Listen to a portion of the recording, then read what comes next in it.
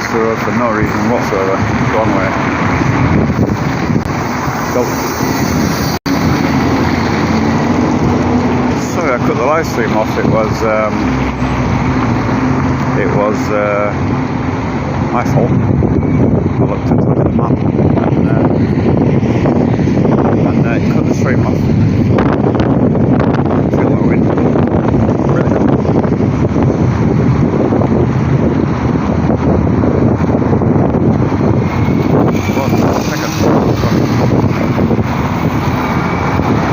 Alright, that's the metro there.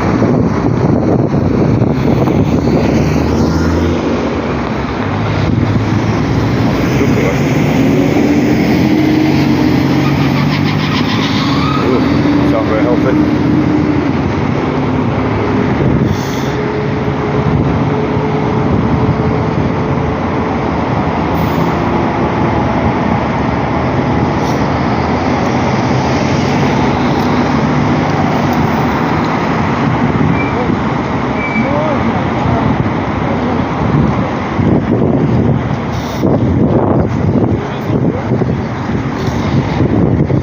Street food everywhere.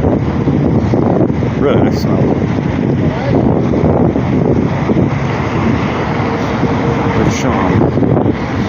Yeah. Smell shawarma everywhere.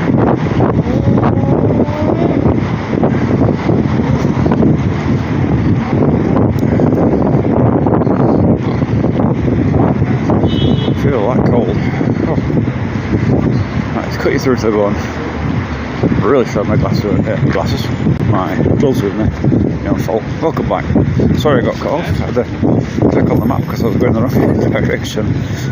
I knew, well I kind of knew, I looked at the map earlier and I thought, well, the metro is down here. But then I ended up walking along the direction, so I thought it was that over there, and it's not. It's actually that directly in front of us, but there's two sides to it, one on this side, one on the other side. So hopefully find one of them. There's the underwalk, underpass. Now you can see it here in the metro. So there's a sign for it. My god, you can feel it. It's like a blast of hot air.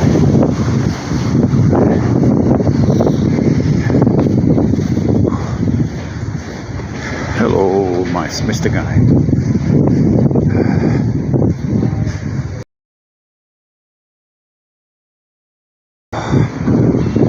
That was cool. I won't get some credits from my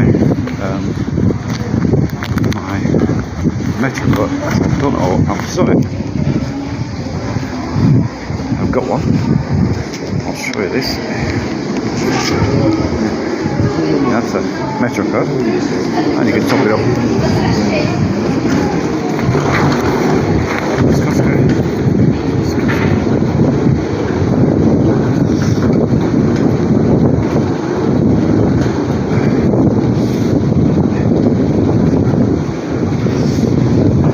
shops in this underwalk here.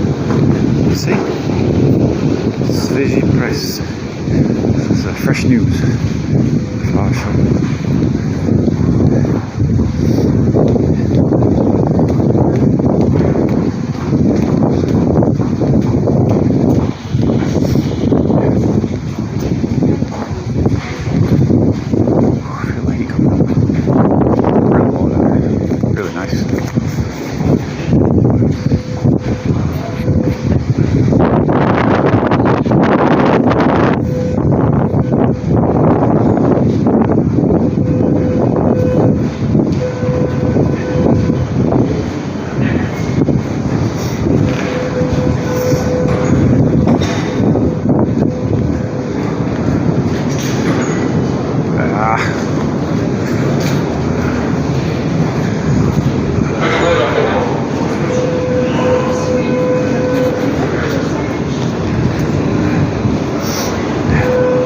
Здравствуйте, будет 200.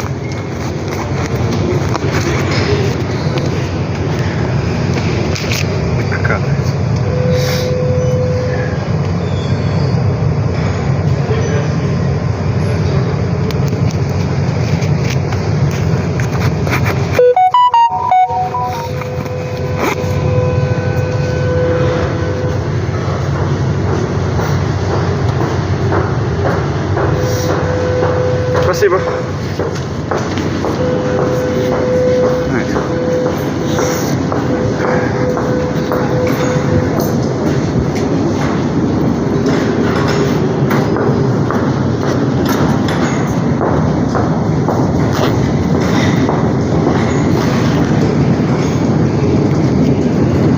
Down into the depths of the metro.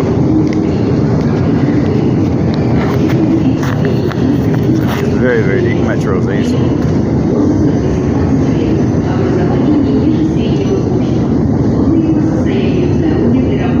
Not sure what the signal will be down here.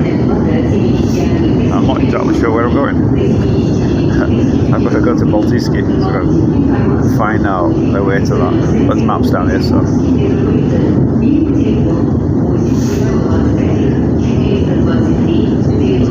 Adverts for soldiers, recruiting. I got over there. Elka, multivitamins. Another one for whatever it is. Some tea. Adruga. Dixie number 8. Browse.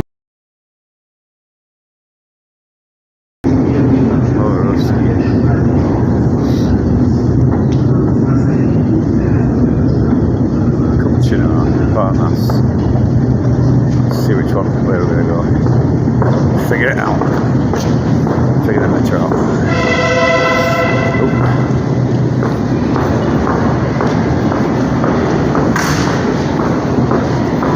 Find the metro map.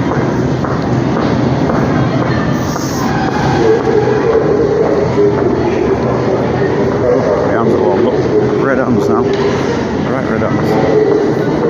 Oh, where are we going here?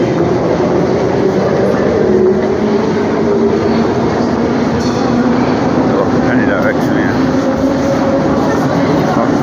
Technology Institute, I'm guessing we're going to go to Technology Institute, but I can't see a map. Anyway, I've got over here. Have a look here. But I think Technology Institute is probably where I need to go. But where are we? No, you are here. So, Technology Institute is there, and then down to Baltiski, which is here, which is where I can get the train from. There we go. So jump on this here.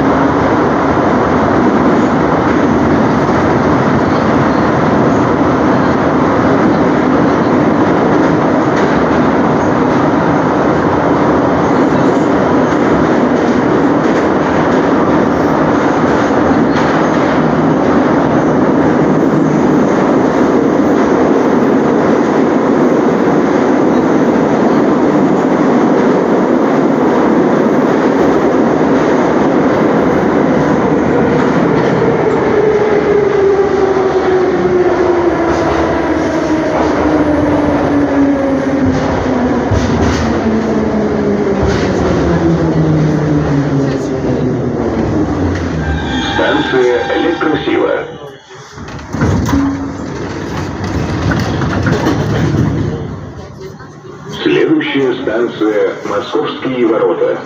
Уважаемые пассажиры, во избежание травм держитесь за поручни. Осторожно, двери закрываются. Следующая станция «Московские ворота».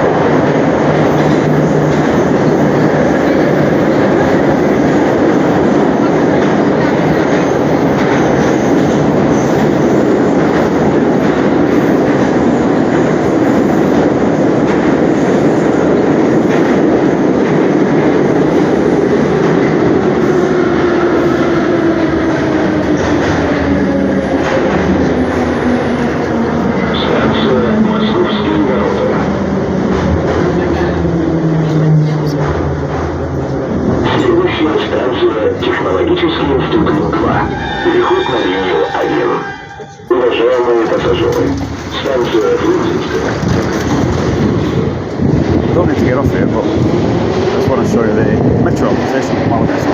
Turn it down.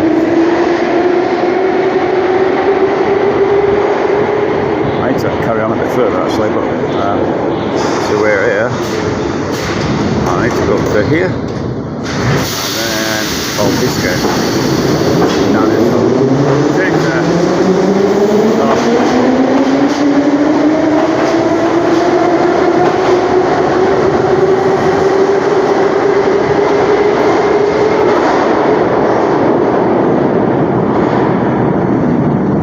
show you the metro station all over there.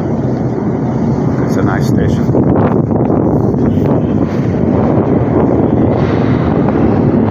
This is one of the stations. Very, very nice and clean. There you go. Beautiful, beautiful station.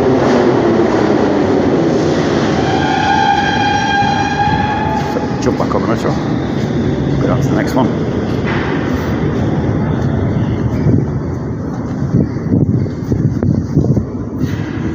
So we've got over here. Oh, that one's not ready yet, I don't think. I don't think that one's in service, so it's straight down to the Technology Institute. Jump off there, head to Baltiski. There we can go to Krasny Selo.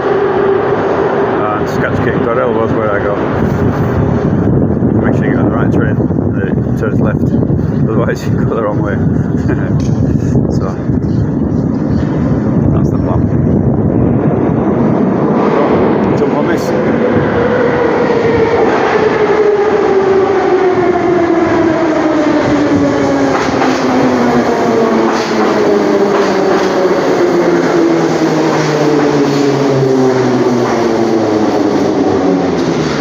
Turn this around so don't get in anybody's face while I'm on the metro.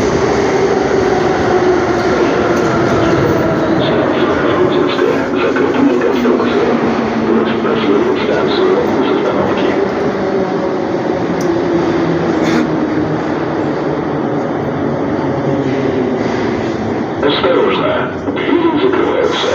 Следующая станция Технологический институт 2.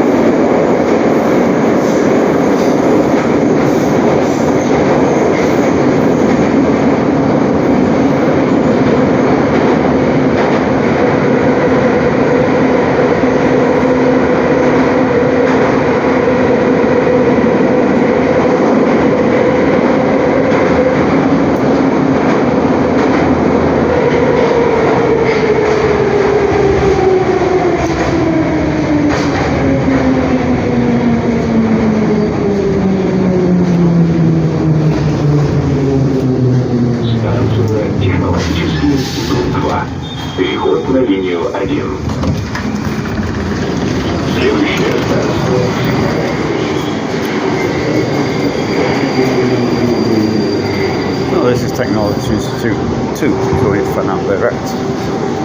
So I can see it's already. Where's this one go?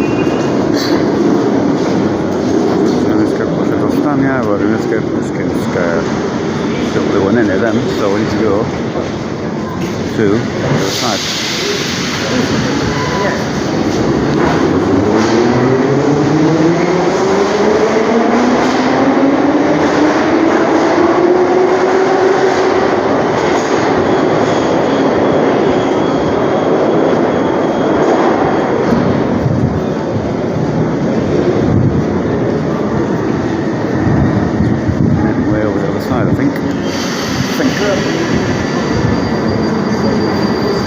Can't see any maps here.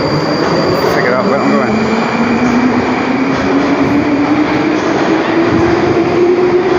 I'll say that this is. Alright, so there we are. Up there. So M1. Metro 1 is where I'm going to. On the red line one. That's one side. I need to go to the other side. M1.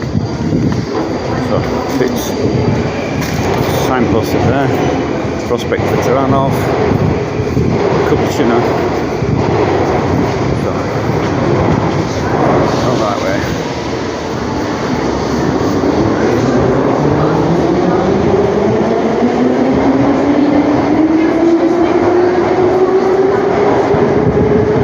There's a tension, low ceiling, whack your head on there.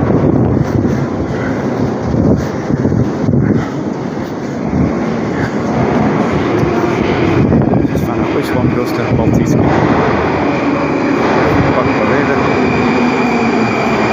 This one has to be here. Next station, Baltiski anyway. Baltiski, that's where we need to go. Exactly where the train goes to Baltiski, goes to Gorilla.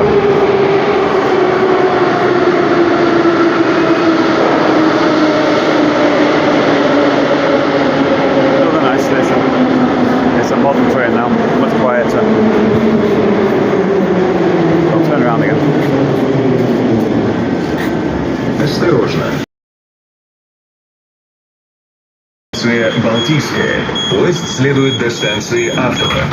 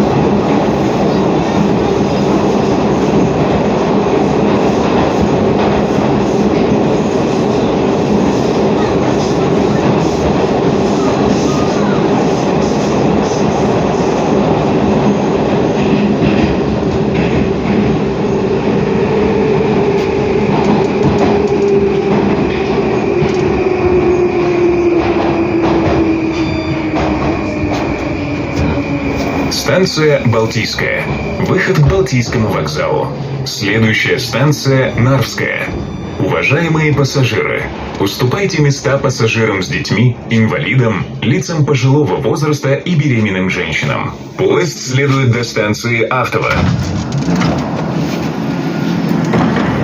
There we go. So come out of there and find the way out. So down here. Oh, big stairs again. That brings us onto the street and then into Baltiski, which is the train station. It's very nice, you can see. It's been renovated actually. The walls have been over there, if not been done yet. And over this side as well, being renovated. I'll show you. The train gets out of the way.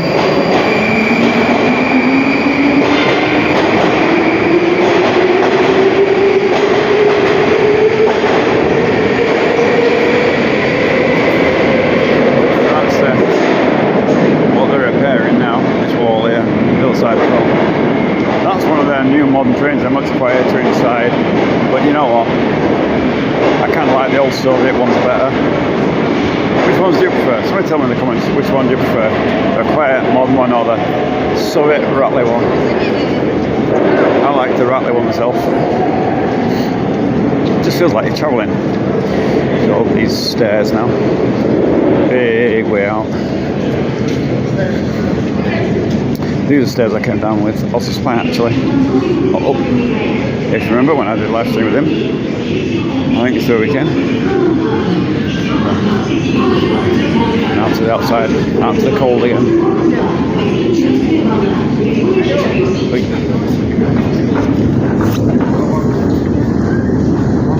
At the side of these stairs, really deep metros these.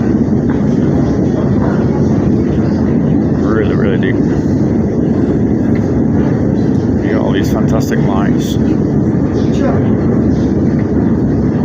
Spotlessly clean, of course. I was expecting something like this. Петербургский метрополитен объявляет набор кандидатов на обучение на должность инспектор сил обеспечения транспортной безопасности. Обучение за счет средств метрополитена. Срок обучения составляет 4 недели с последующей сдачей аттестации по транспортной безопасности. На период обучения выплачивается стипендия. После успешного прохождения обучения, сдачи аттестации, гарантированное трудоустройство, а также заработная плата It's going to be a while. I'll get a cup of coffee. Вы можете получить по телефону 404 59 94 404 59. I think I'll do more of these live streams.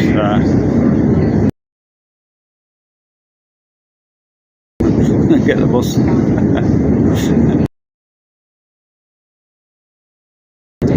Mystery tour. So I was around about Moskovsky metro. That's where I ended up. And where I got to the buns.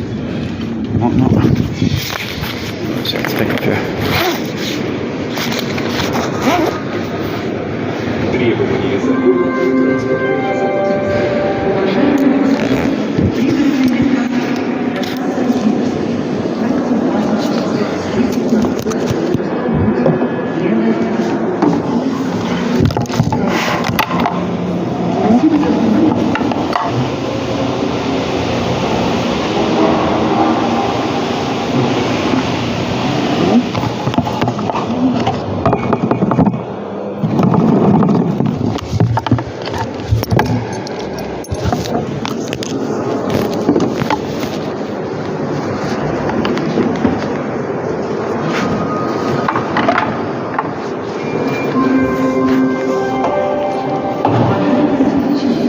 Been scanned again. Find somewhere to pop this down and get my belt back on. I mean, the airport scanner, I've got metal bits on my belt and it sets the scanner off, so I have to take it off every time. Should wear a different one. Anyway.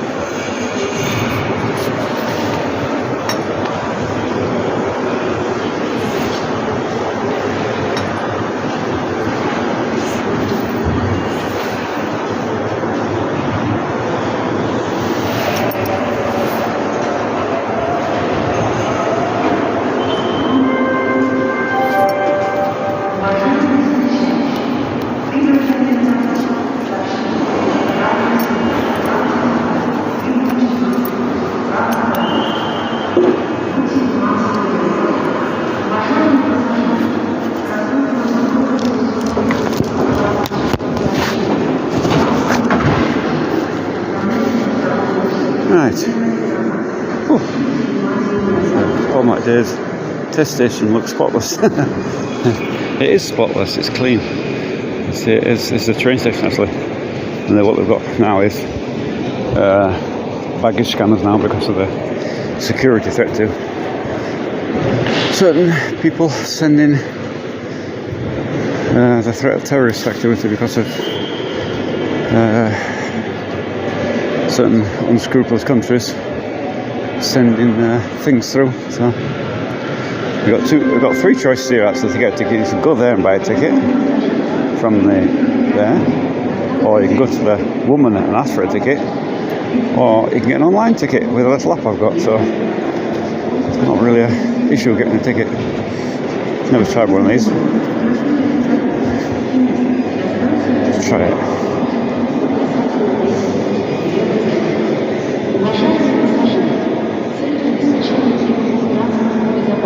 Ooh, yeah, okay. Complex. They've got this deer. Oh dear. So, can't see a train going my direction. Oh, there is. Baltic Gachina, 21:15. What time on now? Alright, so I've got why. Oh wait, Gachina Baltic. So, yeah, plenty of time. So I'm going to have to probably cut this live stream off and buy a ticket and then come back, because it will cut me off when I try and pay for a ticket on the app. So, right. For some reason, just get the battery power, let it cool down a bit, take off the cover, phone cover. So I've got till 9:15. So 21:15, there we go, so plenty of time to get coffee or whatever. Let's have a look here what they got. What have we got? Okay, actually a bit of coffee. Fine, yeah. They haven't got coffee, they haven't got tea, they've run out. Oh.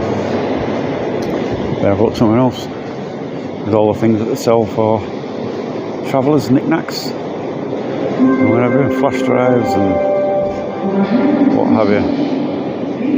They've even got a clip-on mic. Is it a clip-on microphone? Or stand holder? I keep forgetting to bring my microphone with me, but I am worried that if I bring it with me, it will the battery will die in the cold and I won't notice, and I'll just be walking around chatting to myself. So probably not the wisest thing to do in the winter. In summer I will. So as it cuts down wind noise and whatever. They've got some nice things here, haven't they? Yeah, what have they got? What shall we go for? What shall we go for? I wonder. Yeah. What have they got?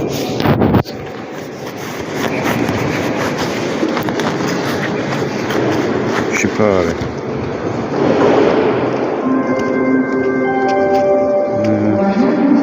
Pizzas and stuff.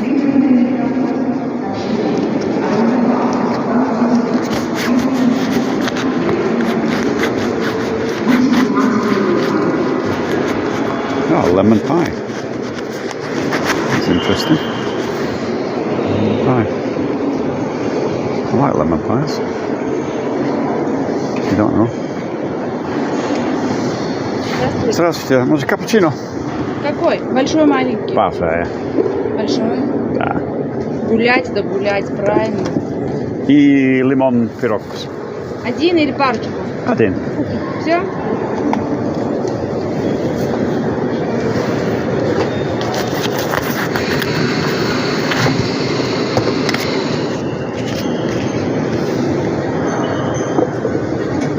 Шибка карта. Еще разок. Почему? Шибка.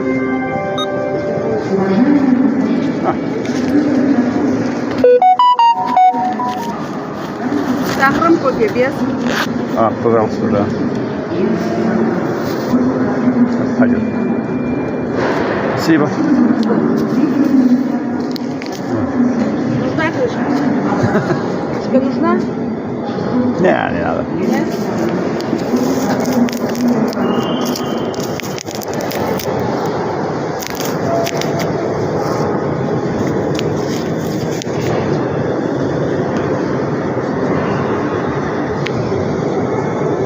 Nice lady.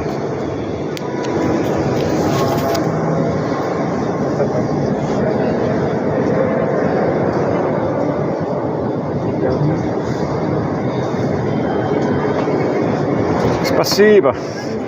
А, не надо.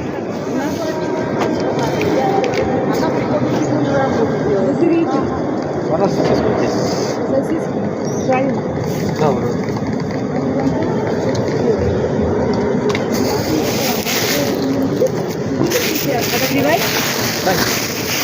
Наличку найдем. Спасибо. Oh, lemon pie bought and coffee got. Time to make a pop my arse. There's a spot right down the end.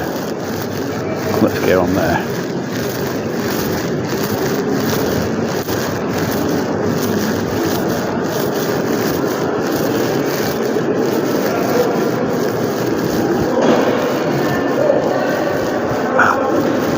Coffee. Oh.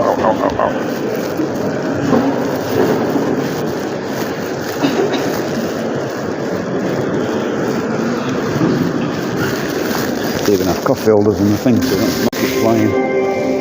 You sit and watch the security people doing security things.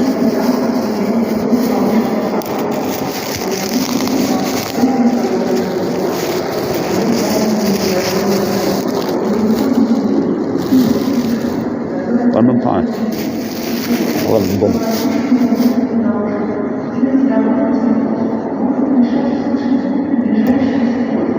Plenty of security.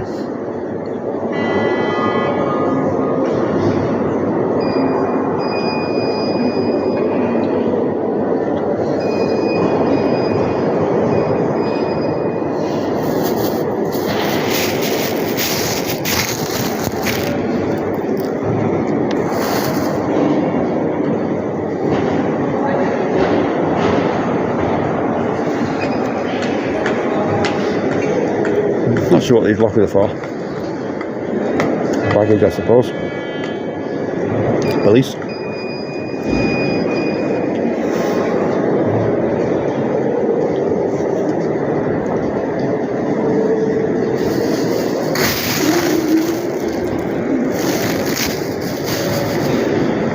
So I'll eat this lemon pie and go for a wander around.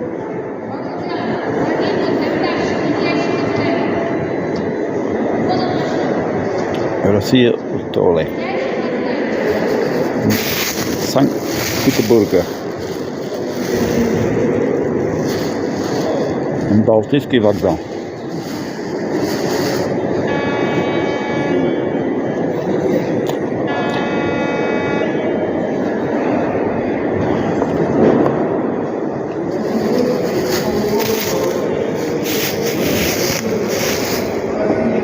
Security card's getting told off.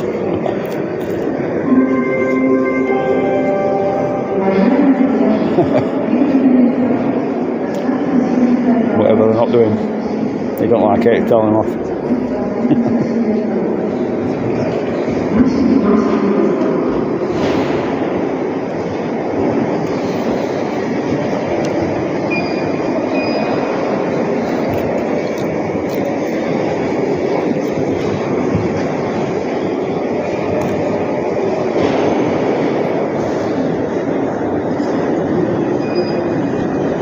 Peter da. Дома, Горелого. Сейчас Балтийский. Едет на электрический до Горелого.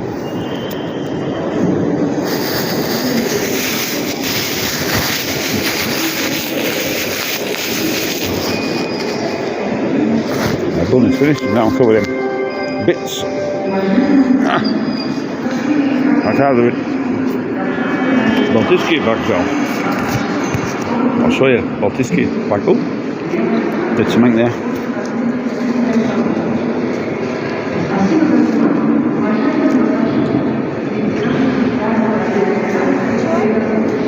Another ATM machine, mobile and ATM machine. Really common in Russia. I think that's rubbish.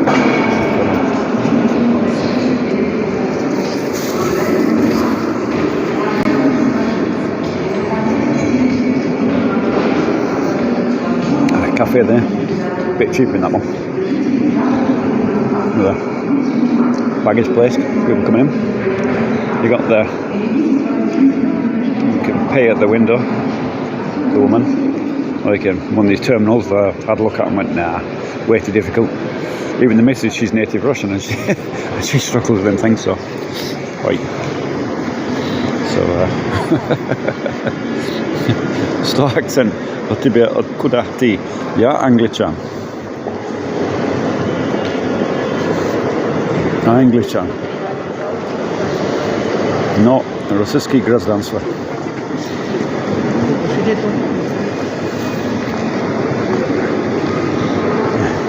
И блогеры. И строитель дом Старая Русса. Посмотри канал. И вижу, я строитель дом Старая Русса 1. Без помощник. Каркасный.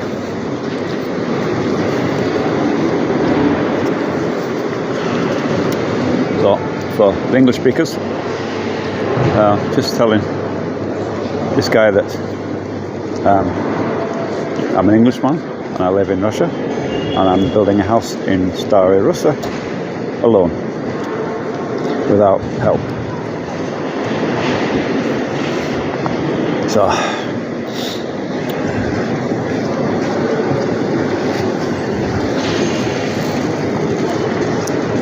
I do love these.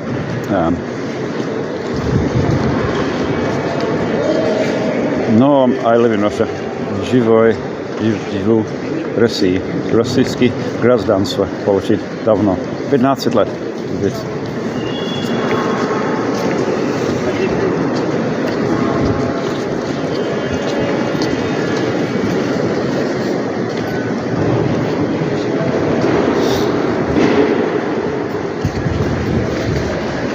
Я хочу показывать западных странах, как Россия красиво, безопасно, без мусора везде. Поэтому много людей непонятно. Много людей, не знаю.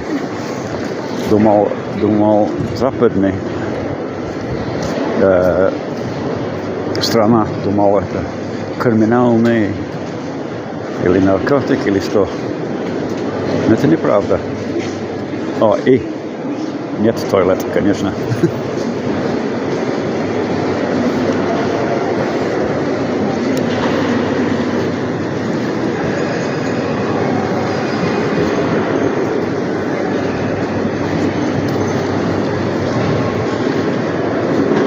So that's what I'm doing here. I'm showing everybody that Russia is a safe place. It's not what they make it out to be. Just got to keep an eye on the time. Now we've actually 45 minutes here, so I could have gone and got a beer, couldn't I?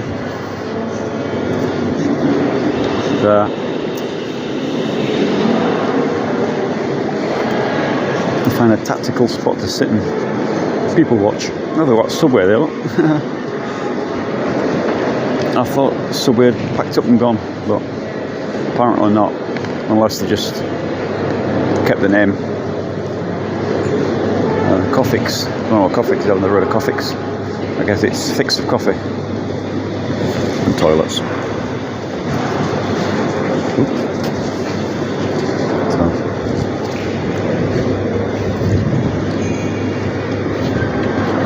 Вот это несет тебе шикарно. Я сам так отчел от жизни.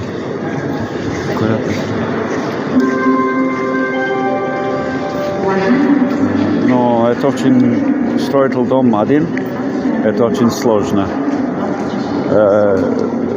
Это я был микроинсульт.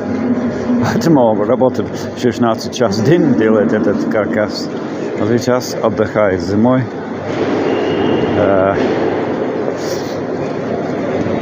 И лечит. Поэтому не очень начал полностью инсульт. Только микро.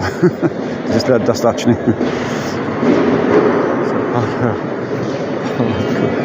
Купить. Да, это старая Руссия, очень красивый город, очень чистый город. Они инвест очень много денег там и инвест много на инфраструктуру, очень хорошо, не как раньше.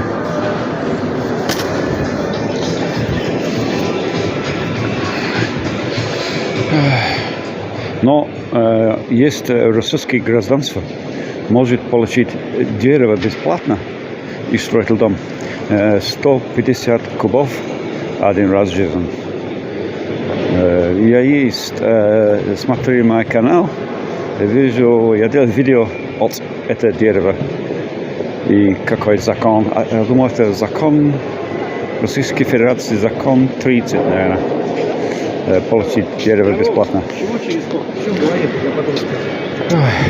No, it's very. If anybody's listened to my waffle, say hello in the chat. But what was a Santa thing you can sit on there? I think I'd sit there and live stream from it. I think they get upset if I did that. Probably. I think it's reserved for Santa. But it's very hard to build a house on your own.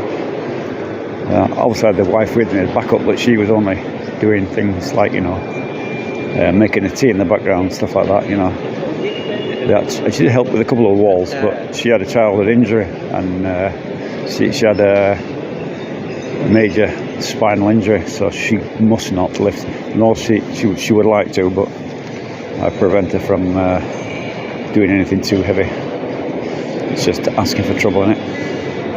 Lots of sweeties for sale. And whatever. Find somewhere to park my ass. Find somewhere. Everyone does the same thing when you're waiting at a train station. They all go and get coffee. They all go and get buns. Long live Russia and India. Yeah. Договориться. Я подписываю, тогда посмотрю. Молодец, спасибо за подписывать. Long live India and Russia. Lots of love and respect from India. Love to you, Captain. If you know, if you're new to my channel, you know that you may know that this channel came about because I had a Telegram channel, and the Telegram channel is basically aimed at, well, it was friendship more than anything for people, but aimed at immigrants or expats coming to live in Russia and helping them out.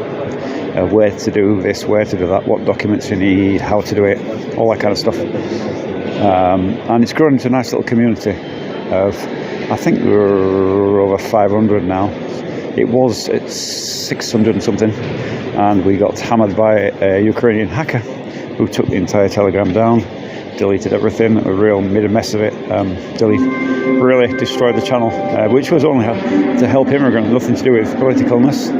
But that's what they did, and but we resurrected it. And so, if you are thinking of coming to Russia, think of coming even to visit. If you want information straight from people who live here, who've gone through the immigration process, blah blah blah, then that Telegram channel is a great place to be. It's called Russia Expat Info. There's at least 9 administrators on that channel, all from different places, all with vast experience of living here or coming here or recently come here and got recent experience. So. Great place to go. And if you want to get in contact with me, if you want to chat to me, I've got my own Telegram channel, which is the Home in Mother Russia, of course, and you'll find me there lurking, and you can ask your questions in real time if you catch me online. I'm usually around, obviously, with running a YouTube channel and a Telegram channel. I kind of spend a lot of time on the computer, more time than I'd want to, really. Channel is growing and growing and growing.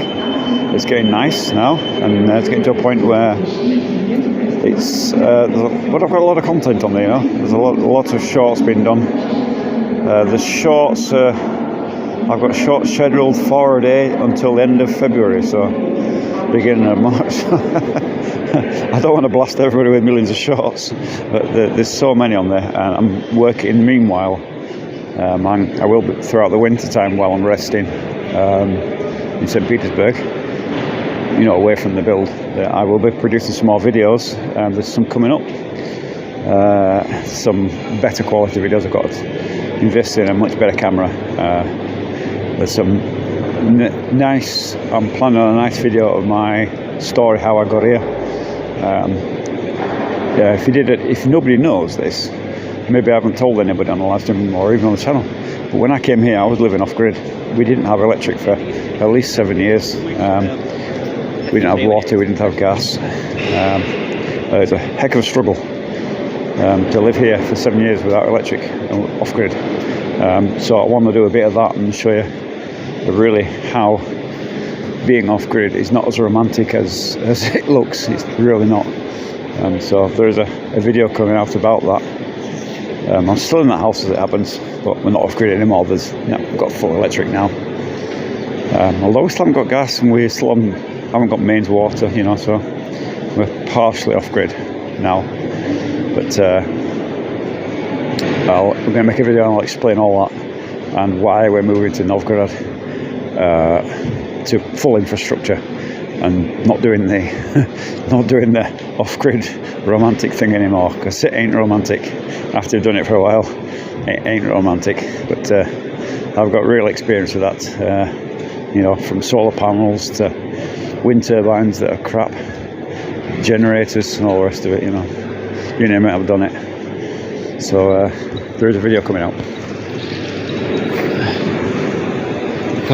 Love the stream. Just quickly, any tips on how I can get my dad to stop getting super jealous every time my sister and I sleep together? No idea. Ja, вот. Жил в России и видит Китай. Вот. Пропаганда. Это странно. Люди, молодец, хороший, добрый, рабочий и сильный Китай. Особенно понравилось такое, важный там. Я лучший волк был.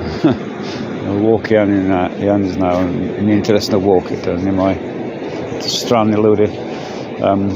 So if you, I don't like to get too political, but obviously, you know, living in a political time, you know, everything's politicized, and especially about the woke thing. I really don't get it at all. It's beyond me. I was watching a video the other day about in Manchester. You might have seen it. It's kind of, I think it's titled I had to have bodyguards in Manchester, something like that, or bodyguards save me in Manchester, something like that. And the guy's going around Manchester and he's showing Manchester, and I was like, it's Manchester, England, by the way. I was absolutely shocked at how rough it looked. And I was, obviously, he's going out to find the roughest and worst bits of Manchester can find, you know, obviously.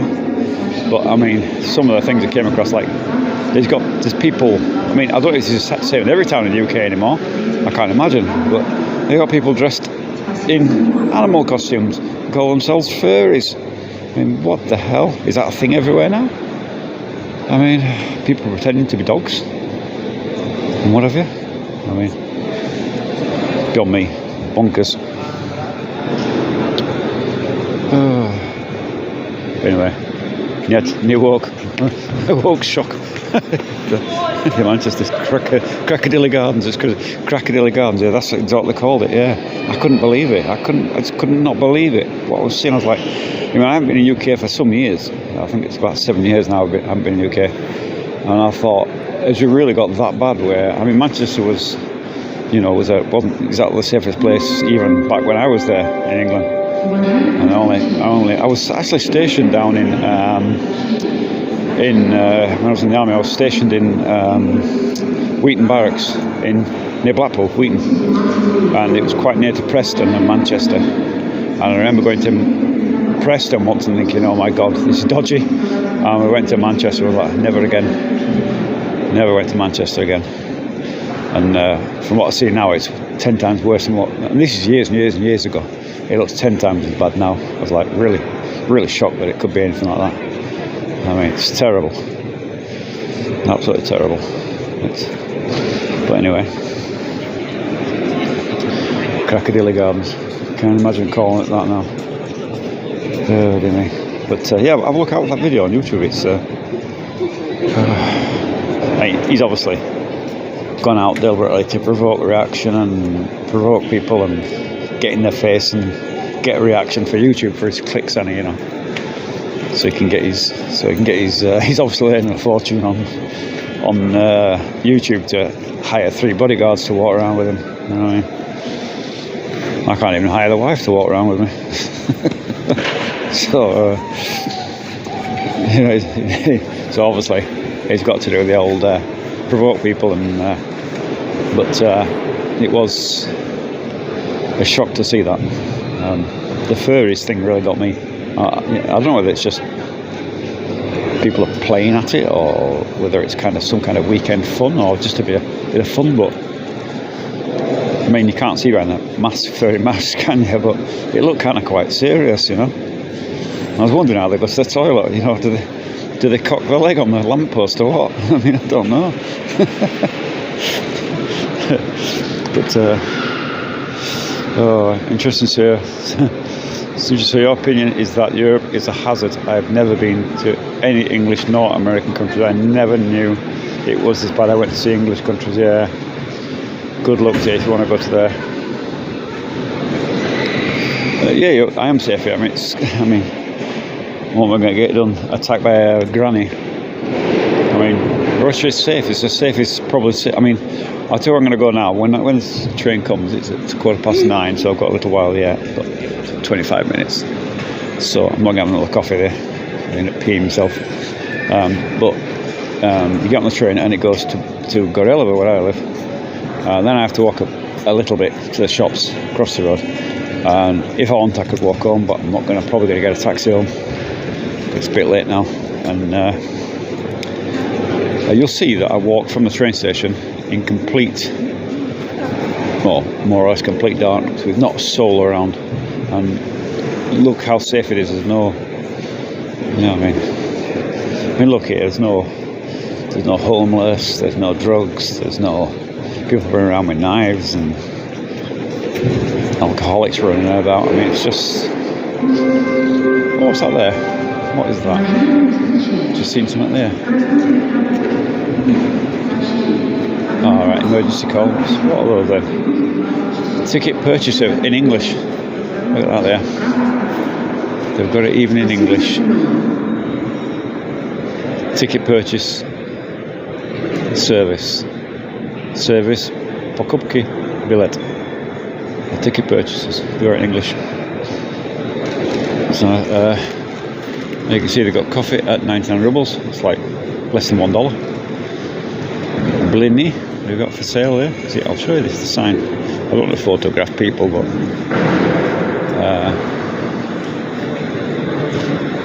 coffee and blini and nida. They've got all that kind of stuff on there, cheap. These places are always a bit dear, aren't they? You know, but you can see they've got everything. You notice one thing that is different to the UK. When I was ever in UK, everything in the UK seems to be boarded up these days. They've got like wire mesh over everything, and you know, security around everything, and you don't see that here. You know, obviously they've got shutters for night time or whatever, but you know, the glass windows are there. You know, there's no shutters on these, is there? So quite different. Yeah, it is okay. I mean, we've got the green things up there, you can see in the camera, the green barriers. Basically, I buy a ticket and then you just scan the code onto the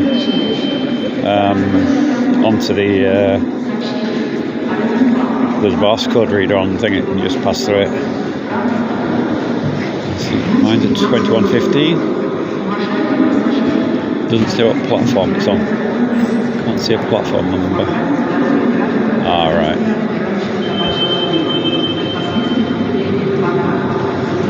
What's this here?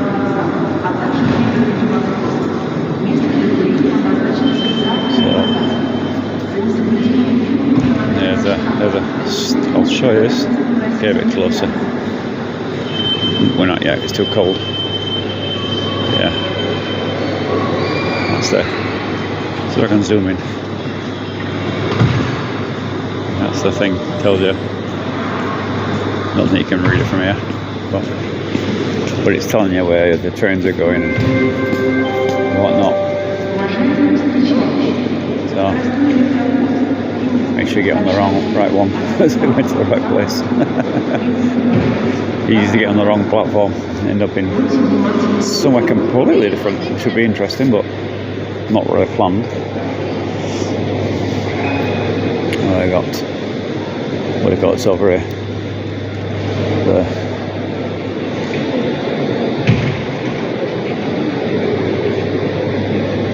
Oh, Yandex goes, so you can charge your mobile phone for a few minutes for £1 or so. Other things. What they're selling here. Let's have a look. What's this tack? Cigarettes, is it? No, oh, coins. So you can buy souvenir coins if you want. It's the first time I've ever seen that. And you can buy Lenin up there. Oh, that's a nice one. I'm tempted. Oh, you can buy Soviet money. Soviet money. What was? No, it's copies of what? Or it's, no, look, originals actually. And money, you can buy money from a vending machine. You ever seen a vending machine selling money? That's the first one for me.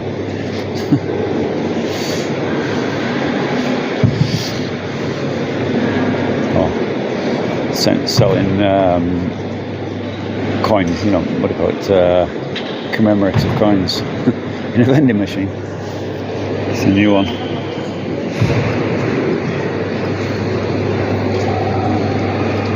Keep around the battery here. Plug in every now and then.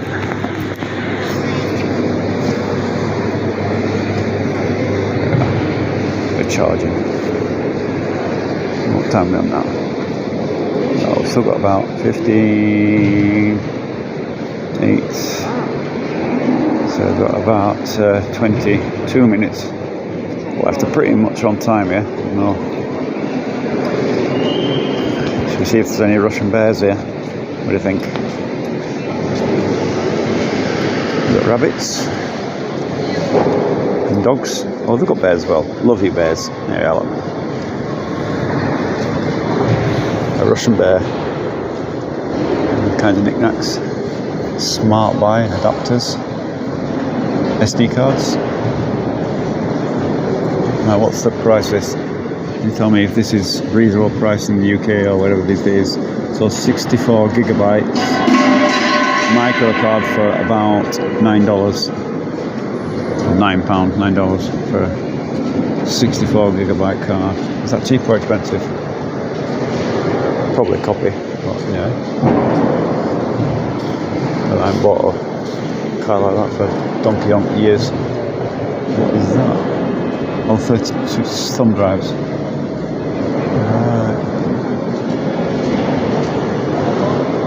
Battery operated hairdryer, I think.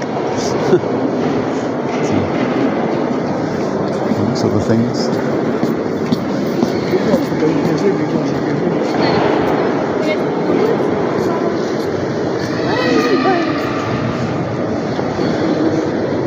Still a little while yet, so find somewhere to sit down, rest my legs, go for a little trek once I get off the train.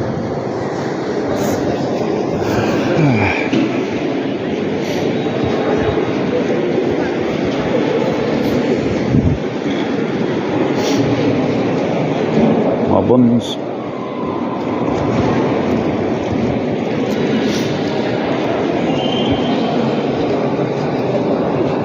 So you got Dobry Coke, which is a copy of Coca-Cola, made in the same factory, just with a different name, and it tastes the same. You've got Mega Chips, wherever they are. Russian potatoes, it says, potato chips, crisps in England. There you go. Well, that kind of baloney. Spotted a place to sit. I'll sit down here, rest my legs a bit. There's a still over here which is cheaper than average. Well, we've got about 19 minutes.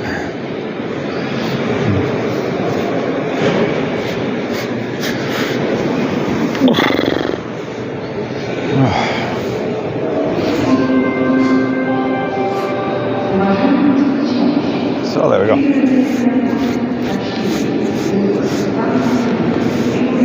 You'll wait a little while. But, if you didn't know, I'll turn around. If you didn't know, for the next videos that I'll be filming, especially when it comes back to the build, I have now purchased a semi-professional camera, sort of, what do you call it, Canon 550D, which has got full HD video recording ability with a quite a nice lens on it, so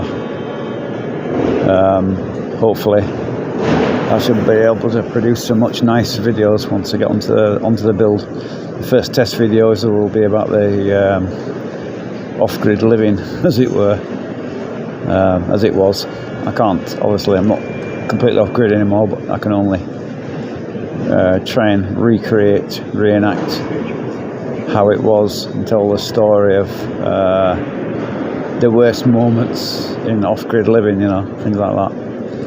I'm not exactly sure yet, but I will be working it over this. I think I've got one more video to come out this Sunday.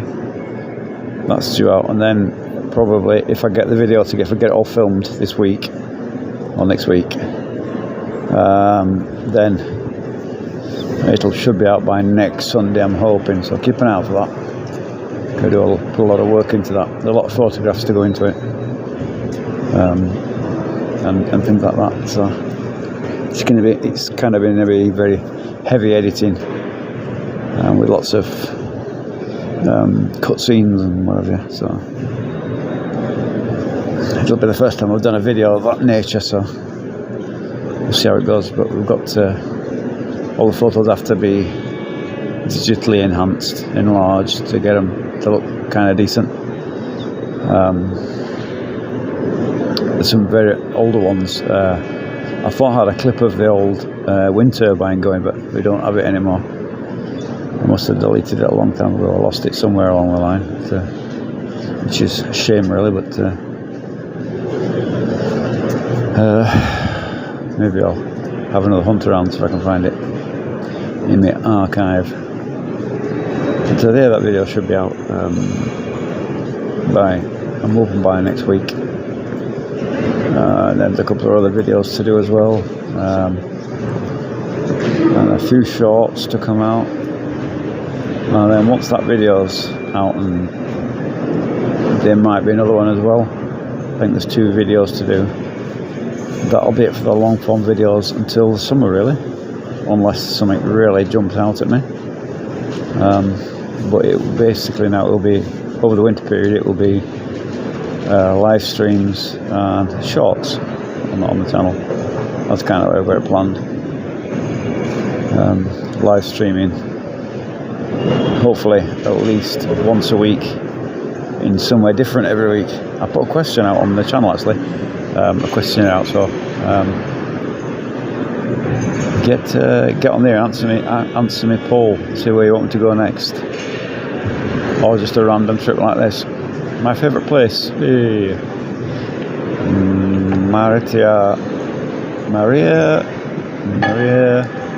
Tlemcen,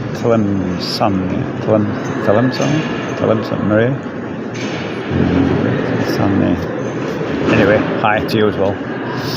I can't say a second name. I think it's only one. Maria Telemanasi, something like that. Hi to you as well. You're having a great day. Got to keep my eye on the time here.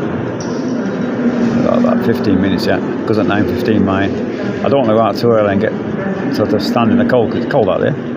Temperature has dropped quite a lot. And after my last trip to Krasny-Selo, where I was boiling myself to death, I've got a much lighter coat on today,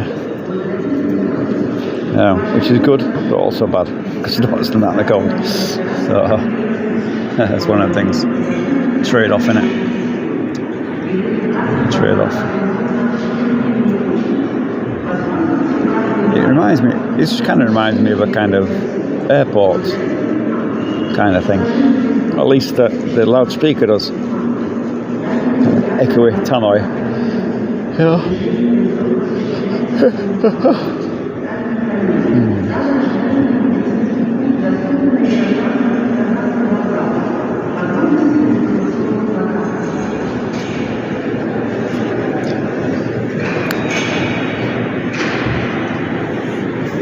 But yeah, so that's the plan for the channel anyway, to shorts and live streams over the winter period while I rest up and recover from my micro stroke or mini stroke, whatever you want to call it. And then in the summertime, on with the build. Except the summertime, it'll be a much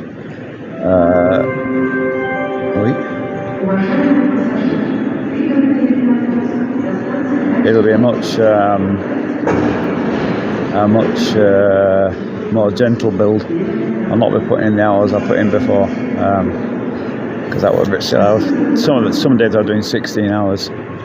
I don't show it on the videos, but I was doing about 16 hours a day. It's like crazy. And I work 43 days straight without a break, so it's just stupid. No wonder I had a bloody mini stroke. So this time, when I go back in the summertime in the spring, I'll be doing 4 days on and 2 days off. On one of those days will be a live stream, and the other day will just be a complete day of rest, no filming. It's obviously, when you're building and you're filming at the same time, because I do it myself, you constantly got to think about the angle of the camera, where it's placed, and all the rest of it, you know. It's quite a lot to take in, and quite a lot to think about every time, otherwise I end up doing stupid shots. One particular video where I got my arse to the camera light, you know. The camera should have been on the other side, but you know, sanctions, somebody wrote. Sanctions, what sanctions? You don't see any sanctions. I think the count is 20,000 sanctions at the moment on Russia. The European non-elected leader, what's the name? Hitler von Leyen, unelected bureaucrat who's dictating to everybody in Europe what they should do. They come with, I think, the 19th or 20th package of sanctions, and they still haven't learned it's not affecting us. So, really, they are stupid, aren't they?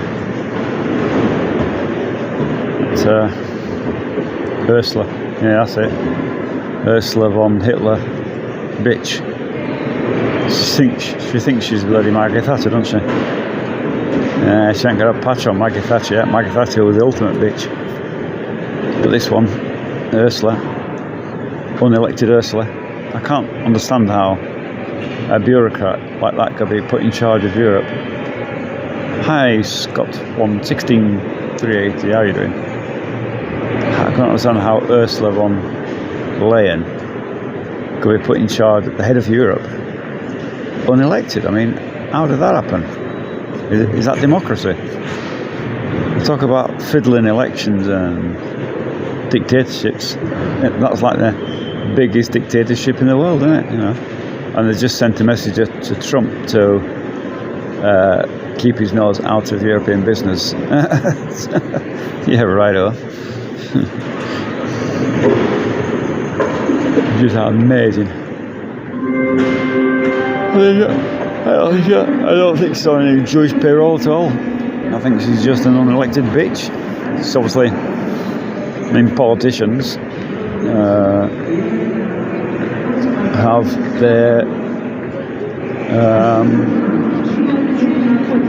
have their fingers in, what do you call it? Invest into business, and a lot of it is arms companies and arms brews, because that's where the money is.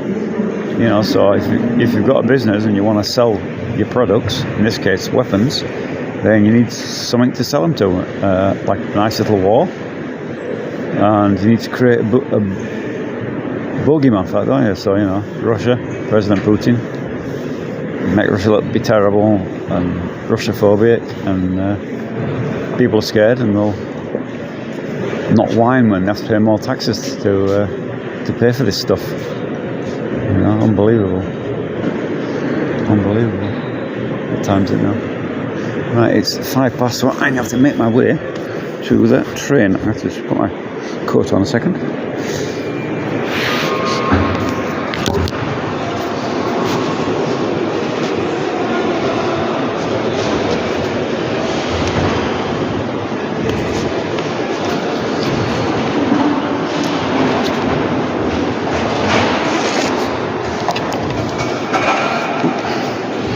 So let's get over here to the thing and see which platform I'm going from. It's only like a 20-minute trip back to home from here. It's only a short trip, but it's got the platform numbers up there, so hopefully mine will be there. Let's have a look. What have we got? Baltiski to 2115 Gachina goes from platform 4. So I'm going to have to show my ticket now to this machine. So this may come, which is this one on this side.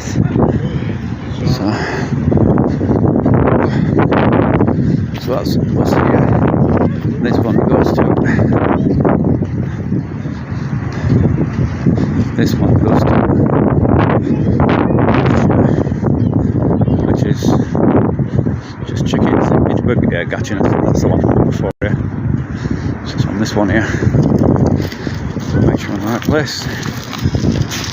And let's got it on written on the front of the train. Gachina Baltiske. Oh, going in reverse. So don't want to go on to Luga. Oh, that's a long way to go to Luga. No thanks. God, some girl on short miniskirt in this weather. Blimey, she's got brave legs. So, jump on here somewhere. Nice and warm. Find a nice place to spot. A bit full in this one.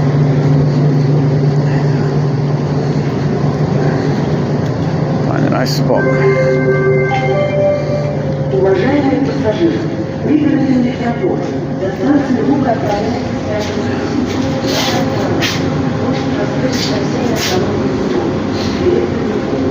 We can stay here, I suppose. Stay here, at least I can chat in here and show you the thing. Platform 9 3/4.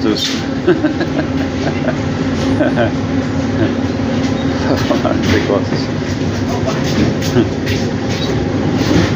So, show you out the door. Even tells you which side to get onto on the left hand side. There's actually toilets on these.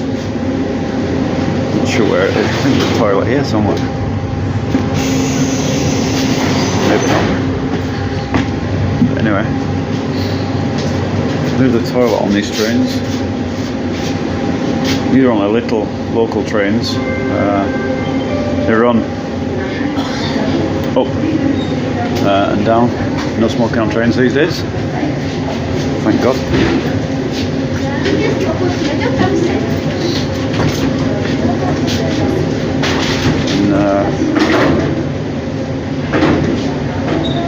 And, these little trains run. You got like big trains and these little local. These are like electric trains, little local electric trains, and they run between settlements. And they're very cheap. This costs this was about 40 cents or 40 pennies in English in English money. About 40 pence for the trip. So it's about a 20-minute trip. It stops at every bloody station on the way though. But it's better than the bus. Platform 9 3/4. That's Harry Potter in it. Harry Potter.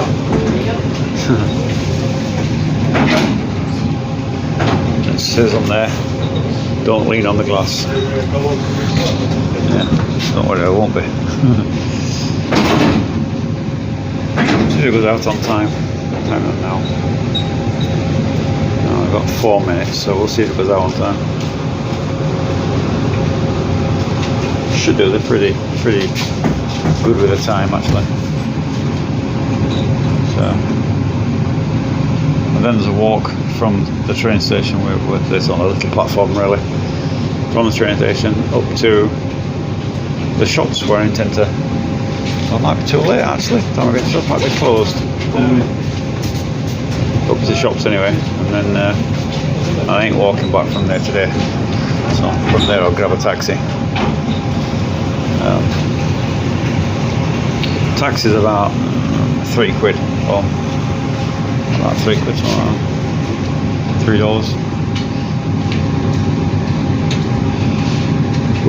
Much cheaper than the UK for a taxi here.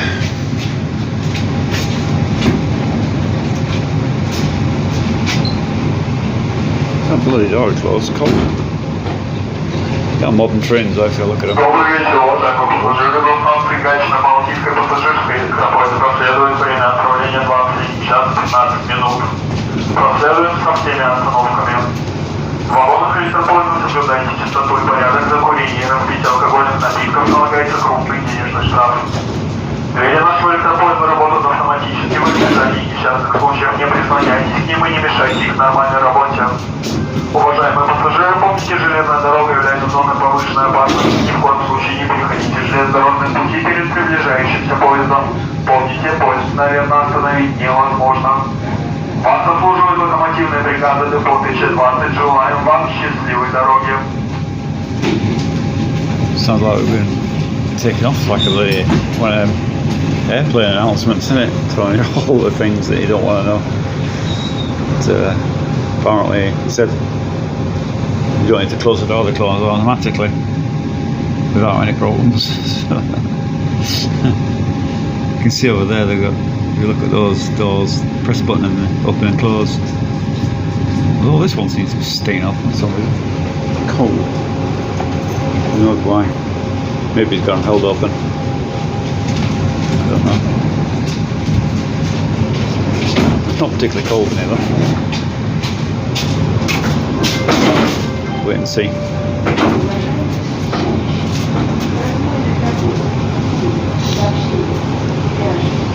Should be off in a minute. 1 minute. Oh, 1 minute to go. Should it go out on time? Oh, that over there is the. I'll show you this here. See it from here. That is the locomotive. If you watched us on the live stream, there was we come across a museum of locomotives, the old steam locos, and that's it over there. You can see it through the window. It's right there. And I'm wondering. Somebody told them it's like a mini city in there of trains and old locomotives, Soviet locomotives. And I'm kind of umming and ahhing whether to do a live stream or a video out of it. I'm not really predisposed to making a video in there. But I might do a live stream if anybody wants me to do it. It's easy to get to, and whatever. Still waiting. Oh. Someone's hissing. That's a good sign, isn't it?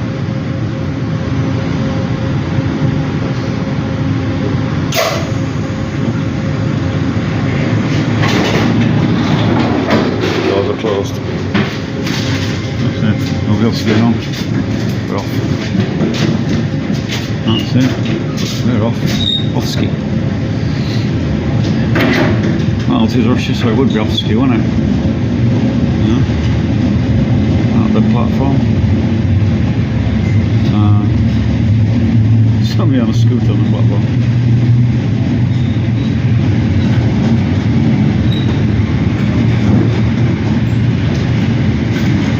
See, very clean here, very safe, no problems.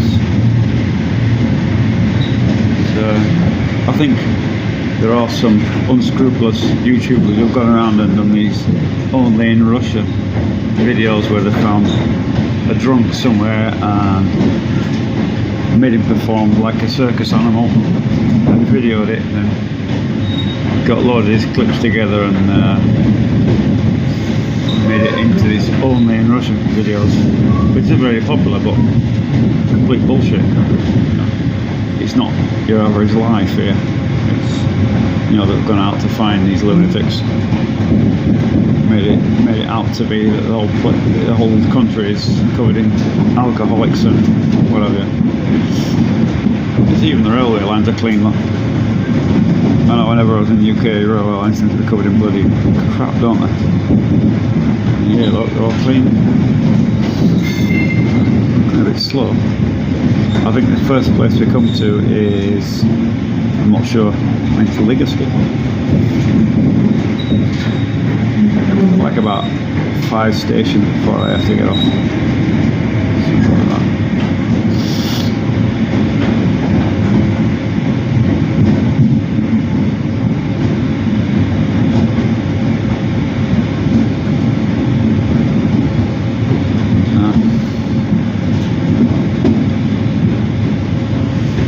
Try not to get in the condensated window.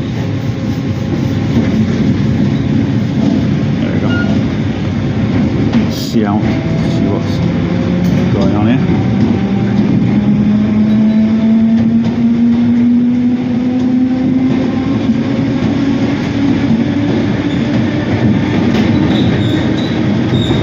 Probably the conductor will get on at some point and check your ticket, and when you ring up on your phone it shows you the strip code of your ticket, and if you touch the strip code it rotates, it shows you that it's an active ticket. Not the tickets. I don't think it's even worth trying to jump on one of these without paying anything. You know, so cheap.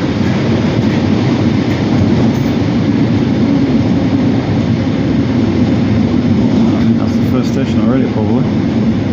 We don't stop long at the station, don't we? A minute or two. The next live stream I will bring out the microphone and hopefully it'll work. Keep a close eye on it.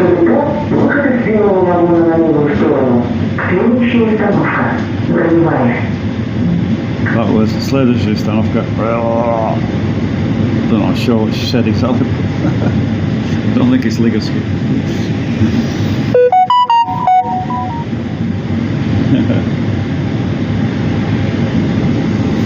She sent me a WhatsApp message. She's sending me more messages. God knows what she's sending me now. Another one. Oh God, they're coming through thick and fast here. She's sending me all these photos. What them knows. Another one. Jeepers, what's she sending me? Pile of photos. Oh, no. WhatsApp's a funny thing, yeah, because it's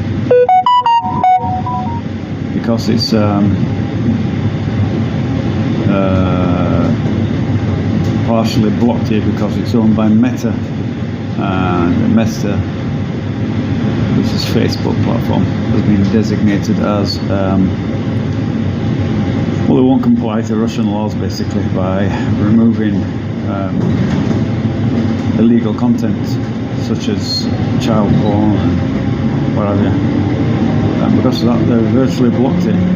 Facebook's been blocked. I think Instagram, TikTok, WhatsApp's under the hammer as well.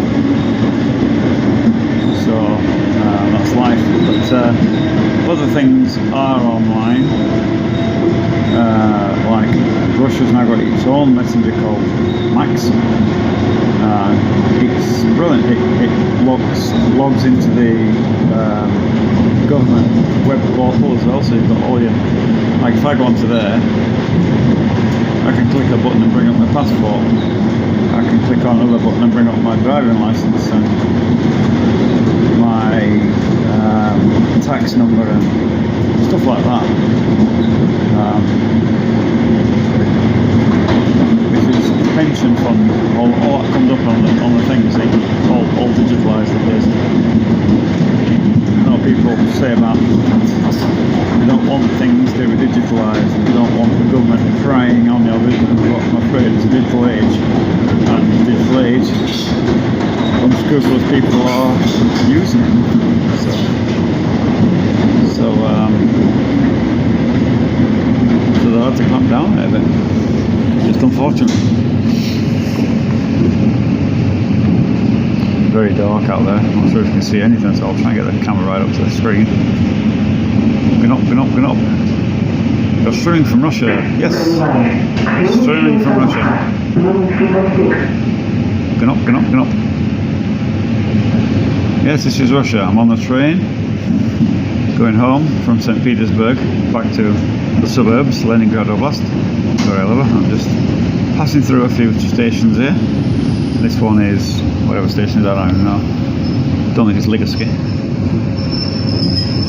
No, on this side. Go to the other side. People getting on that side. Don't really want to fall through the door. This is the. Следующая остановка. Ленинский проспект. Осторожно, дверь закрывается. So, she's saying, be careful, doors are going to close. You don't want to get squished in the doors, get out the doors. They don't stop long here, these trains. A couple of minutes. 3 minutes or something.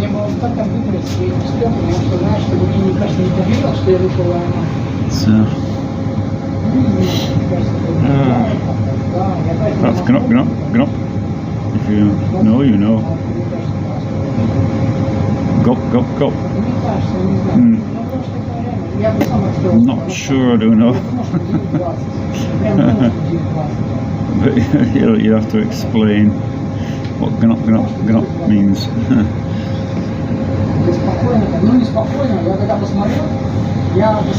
That there is the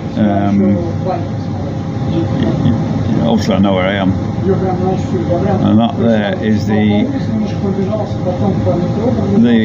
toll road. Actually, the toll road runs along here, and it's, I don't know if you can see it, but it's, so I'm going to show you this. It's kind of, okay, the camera, it's up in the air there.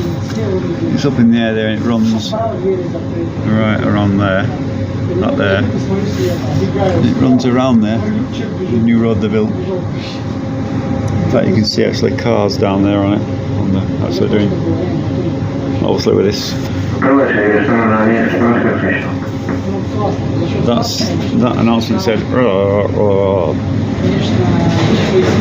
then the doors are closing. So I'm guessing it's saying something like, be careful, the doors are closing. Something like that. You're Russian for American. Your English doesn't sound Russian. But you don't know. No, I'm English. That's why I don't sound Russian. I'm from England. And I still don't know what going up is all. Got. No idea. Unless you're referring to Gopnik or something. Right, sound produced when a couple does the thing. I guess. And a couple does their thing.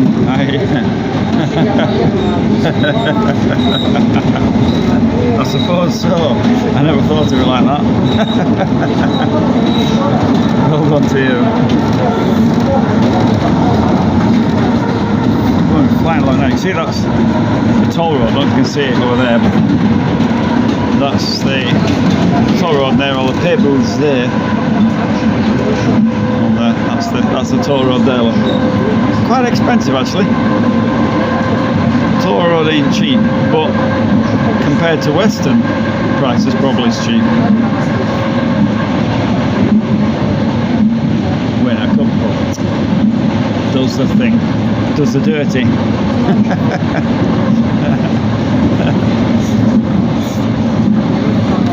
I wouldn't know about anything like that. Get up, way too old. So you're an English who lives in Russia? Yes, I'm an English. I'm an English who lives in Russia. Been here a long time. Dog, yeah. Wait. See there. that's the other bit of the paved road. It reminds me sort of, you know, if you see like a whale that's been washed up and it's rotted away and just the bones are sticking up in the air, kind of reminds me of that. Fish bones. This road, you always know if it's a bit, you always know when it's where the toll road is, you spot them things. Ah, right, okay.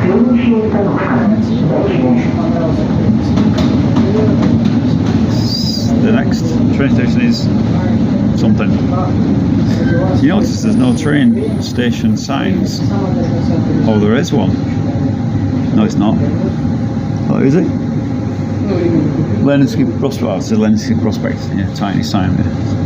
So this is Leninsky Prospect. After the famous Lenin. Hero of the revolution.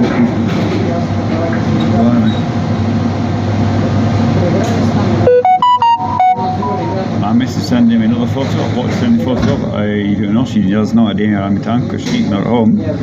She's gone to a friend's house, so she doesn't know I'm out and about. And so she's sending me photos, obviously, of whatever she's doing. Unsurprised, rings up and says, you haven't seen my photos. She's sending me millions of photos. Oh, look at the traffic. That's why I don't get on the bus. Even at night time, traffic can be mad. Once the van's back up and running, I'll be driving everywhere again. You're in English and your channel name is A Home in Mother Russia. Why? Why? Because I'm building a home in Mother Russia. It's a house in Mother Russia. Mother Russia is where I'm living. That's where the name comes from. So, I think it was a good name. Want me to come up with it, of course. I bet you'll never guess how I came up with the name A Home in Mother Russia. If you can guess it, you get 5 points. I don't know what the points will get you anyway, but guess how I came up with the name Home in Mother Russia. Other than the obvious, I'm building a house in Mother Russia. It's very dark out there, isn't it?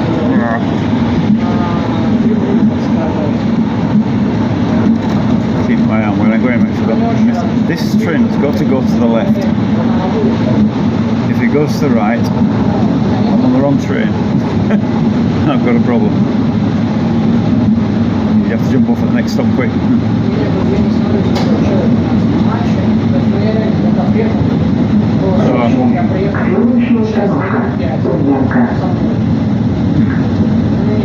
I'm going towards Gorylova, which is Leningrad Oblast. I'm not sure where I am at the moment. Not sure what this place is. Don't think it's mine. Dachny. So this is Dachny. Dachny. There's actually a Dachny Ulica and a Dachny Gardens and a Dachny train station. Dachny being the Russian dachas. So you might say kind of the translation would be kind of sort of Dacherified, kind of, you know what I mean? That's what you train went past direction. You stream daily? No, not every day though. This was a off the cuff stream.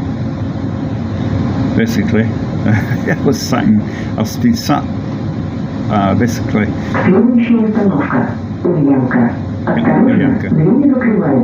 So our next station is Ilyanka, that's one before my line. So basically, I've uploaded a mountain of content that's like 900 videos on my channel, something like that. And basically they're not getting the exposure that they need, and so I've got to reorganize them and put them into the correct playlists and what have you. But it's a lot of work shifting 900 files. So I was sat today and I was like, my eyes were starting to go square looking at the computer. I thought I can't do this anymore, I need to go and do something else. The trouble is if I'm in the house, you know, I'll do something else for a minute, then I'll go back to it again. Can't keep away, you know. I needed to have a break away from it. Looked on the map and realised we're not too far away from Moskovsky station, so walked to Moscow station and now I'm on my way back. There was a mystery tour at night time. And I wanted to show as well that you're quite safe in Russia, even if you know, get lost. I didn't exactly get lost, but I didn't exactly know where I was either. Never kind of worry about that in St. Petersburg. Just head towards the nearest metro, ask somebody where's the metro, where's the nearest metro, and then from there you can, it's one price, so it's like about 40 pence, 40 cents, and you can go wherever you like, jump on whichever train I take, and they all interconnect, so figure out where you are, and then, which is what I did, then take the next metro to the crossing point, jumped off that onto the next line, and then came to here, to Baltisky, where there is a little local train, this one, that runs me back to my home direction. So, didn't really get lost, but it's kind of a mystery to her. Something different. Cool, thank you. Look at the videos. I'm not pretending that. See where we are yet? Ulyanka. So there we are. So I'm not pretending I'm building a house. Next thing you know, the fence is up, and what you've not seen is the gang of builders come in and put the fence up for them. You know, so there's none of that. So basically, I let the video run all day, and just the very minimal edit. So basically, I speed up the film so you can see what I'm doing, but. The German trench running through the German Second World War trench running around the property, I did that. The foundation, foundation is my profession anyway, so I did that. And you can see how I did it with a machine, and my friend Valerie, he helped me, my work colleague, that was. He's doing very well, by the way, if anybody is following the story and knows about Valerie. He's doing okay now. He's in Tver, come back to his mum's place, and he's doing very well there. Glad to say. So I did the foundation myself, and then I did the platform myself, which is the Russian Abyaska. And then you can see how it's progressed. I obviously didn't draw the plan myself. Oh, my station, Gorilla. She said that. I don't make it out, but it's my station. So yes, that's what happened. So it's on built. This is not. It's the one before. The next station is mine, Gorilla. Well, she already announced Gorilla. I think she's announced it twice. There was an error there. You said Gorilla before, didn't she? And it should have said Ligovsky Most. So I hope nobody for Gorilla got off here, because next station, this next train's an hour away. And it's a feral walk from here to Gorilla, won't it? It's not that far, but it's far enough. About a mile, I would think. No, maybe a couple of miles. Maybe more, maybe 3 miles. Good old stretch of the legs. Wouldn't recommend walking from here to Gorilla, depending which part. I live way. Heck of a walk. I might have to walk back. It's nice. See how I feel. Stretch the legs. Feel tired. This is my next station's mine. I'll show you how dark and creepy and dangerous it is. It's not really dangerous.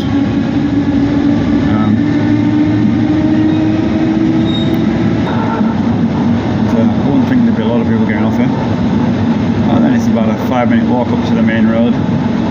If the shop's open, I'm going to get some bits and pieces. I want to get some milk because I'm running out of milk. And then home I go. Decide whether to go taxi or walk it. Might walk it. Might walk it. But, just show you how safe it is here. Russia is one of the safest places, one of the safest countries you can visit actually. Really not the danger that certainly the Western media puts out. I mean, if you look on the English government website, what do you call it, and look up Russia, you'll see that, you know, it's advised not to travel there, dangerous, you know, what have you. It's just pure bullshit, nothing more. Russia is very safe. It's very safe for women. That's Petrovich. I know that. That's the squad. So that's Petrovich.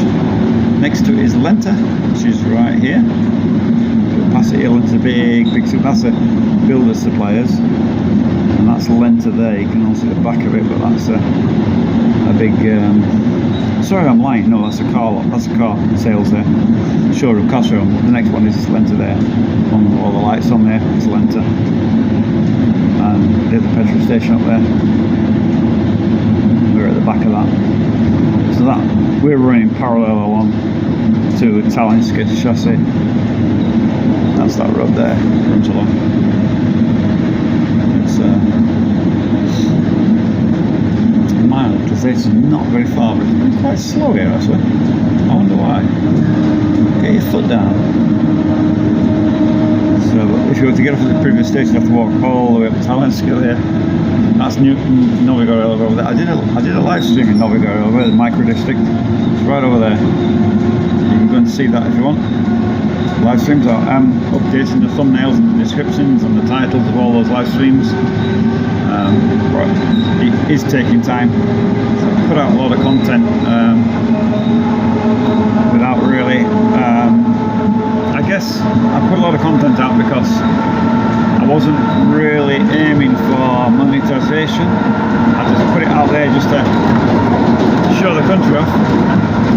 If I was doing it purely for monetization, then in that case I would have done it tactically and made videos of these places, you know, proper videos and proper thumbnails and all that stuff. I didn't. But so I'm having to go back now and read up that OK magazine, Russian shop, OK supermarket. There you go. And next to it is the fitness centre, Wink. If I remember rightly. And then further on you've got that's an indoor market. And oh, the Christmas tree. The Christmas tree's up over there. Look. I'm not walking right down there, it's too far. And they're putting up new buildings here. These are again new builds, blocks of flats coming up everywhere. The infrastructure investment is unbelievable. It really is. Granny going with a kid behind me.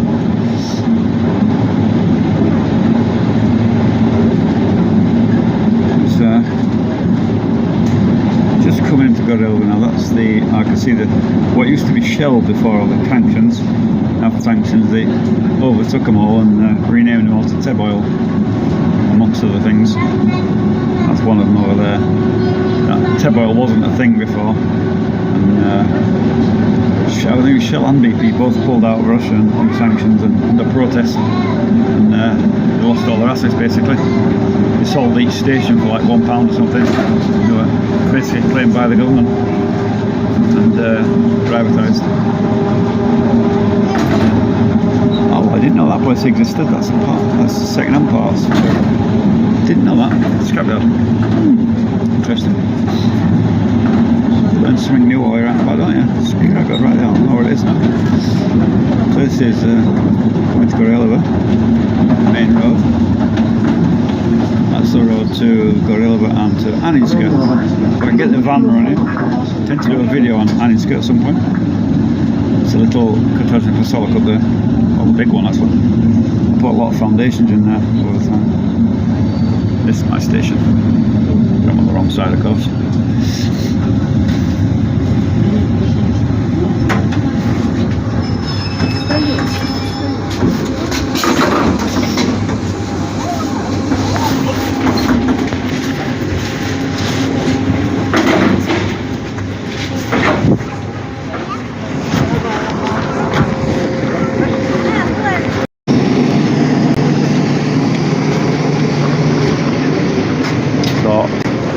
This stream might well cut off once I get up here. This is a known, I know it's a known, for me it's a known bad spot, but there's a telephone signal up here, so it may well cut off here. So if the stream suddenly cuts off, you'll know what it is. It's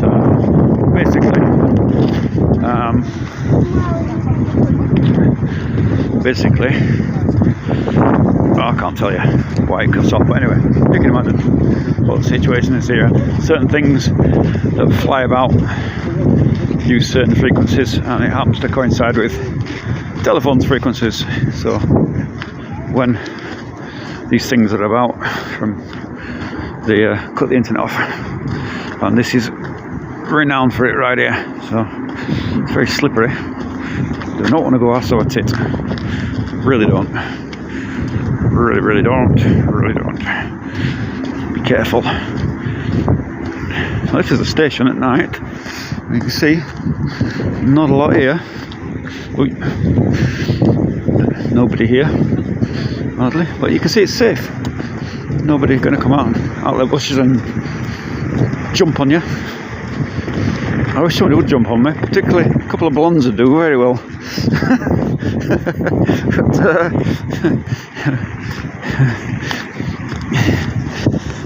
would be nice, would be a way to go, wouldn't it? A couple of blondes jump out the bushes at you and cart you off with their evil deeds. Great, love it. Please, any blondes? I think it's too cold for blondes. But, it's quite dark here. You can see, no danger at all here.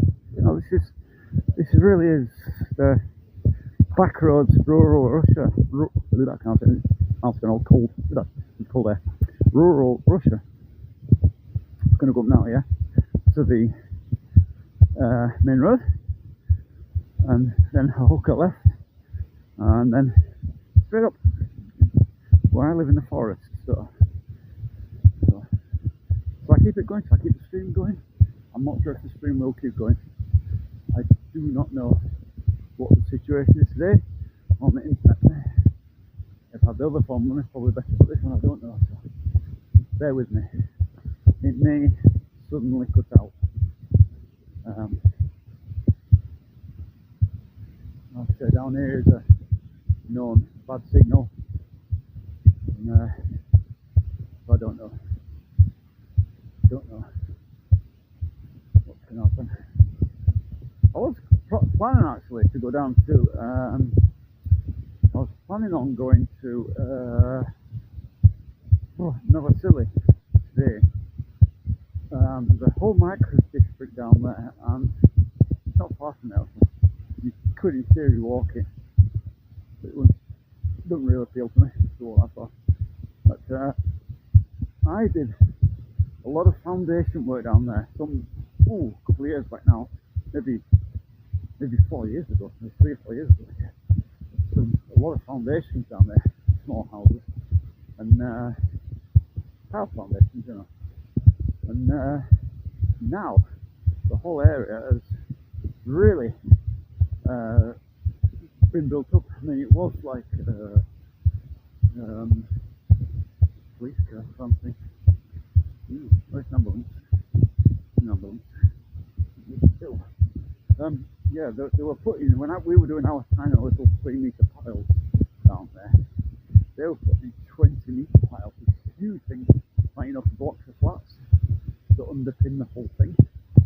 And they're massive, and big cranes on it. And we were like, ooh, why having to go on one of them pile machines? And I was did with a little thing. And well, I haven't been down there for some years. But what I do know is, now, I've seen it on Google, that there's a whole micro district now is up and running.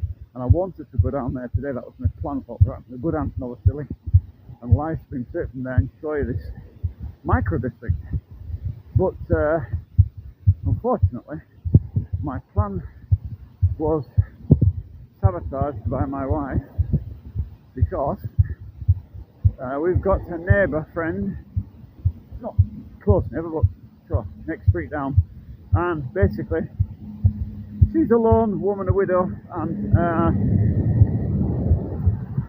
she's been a widow like 20 years or something, never remarried. Husband died some heart attack, I think it was, years ago. Died quite young, in his 40s. And basically she bought this plot of land and built it, had a house built on it, and the fence they put up was something like that. Terrible. And so my wife volunteered me to go and fix it for her, to weld it for her. So I welded one part for her a few weeks ago, a couple of weeks back. And my welding machine, the bloody thing that holds the electrode in, what do you call it, the electrode holder, don't know what you call that in English, desertal, you know. But anyway, that thing popped off and fell to bits while I was trying to weld the fence. And so she couldn't stay there, you know, she had to leave, she couldn't stay there. And so down here. Might go sit actually. Nothing coming. Very little traffic this time of night. Yeah. I'm gonna be naughty as well. Bloody dangerous thing to do, but anyway.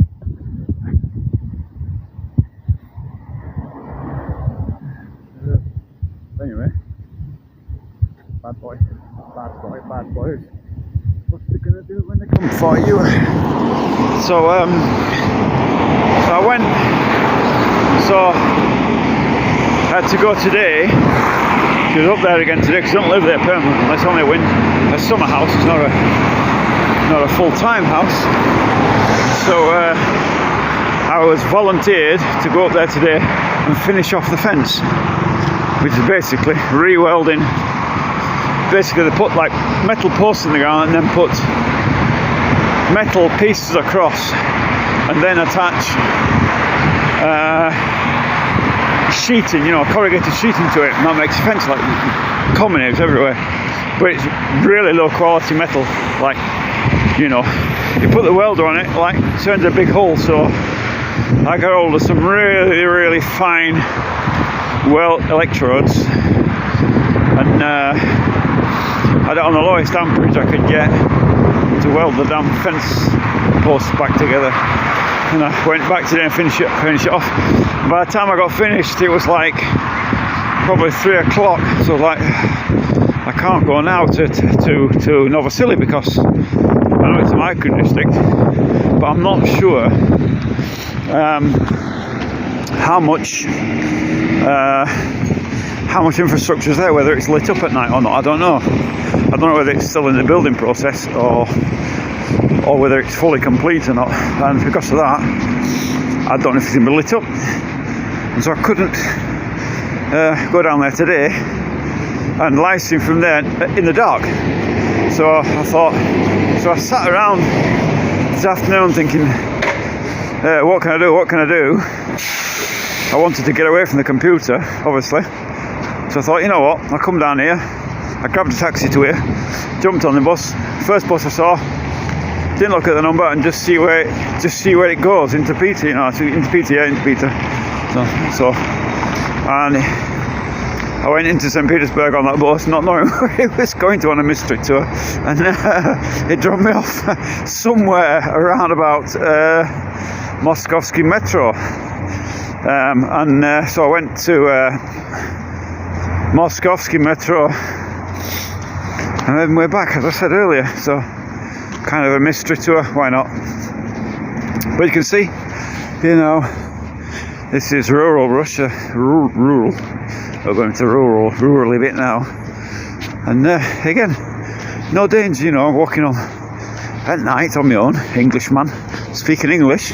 I'm sure, well, not many people here, but there is people who can hear me, obviously, speaking English, and nobody cares. And nobody really bats an eyelid. I know other YouTubers have done live streams, and really, people have shouted at them, you know, they don't like it, you know, turn that camera off kind of thing. And I'm wondering why. I don't understand why it is. I don't understand that at all. Because I've never had any of that. I don't understand why. You know, what am I doing different? So I mean, I've live streamed inside shops, supermarkets, metro, through the baggage scanner again today, and never had an issue. Nobody's said anything to me.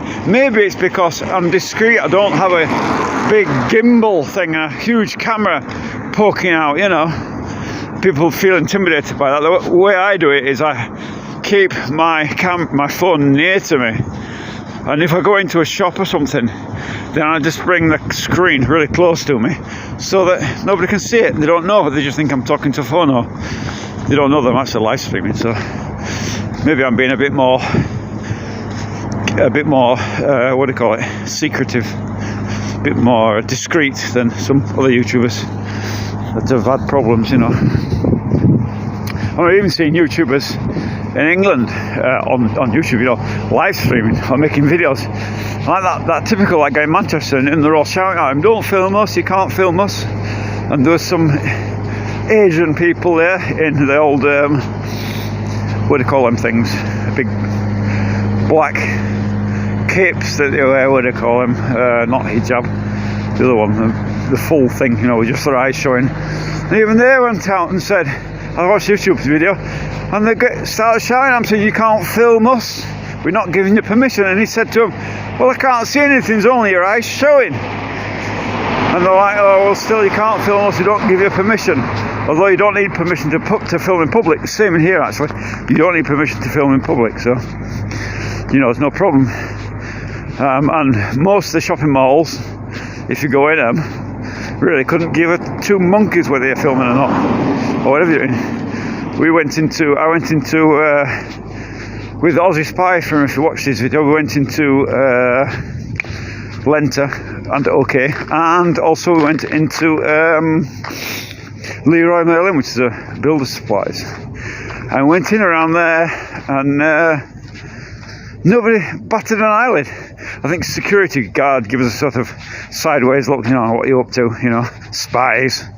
But you realise what we were doing, you know, not causing any harm, we just coming in to make live streams, and they were fine, they never said a word to us actually. So I don't know why people get a problem.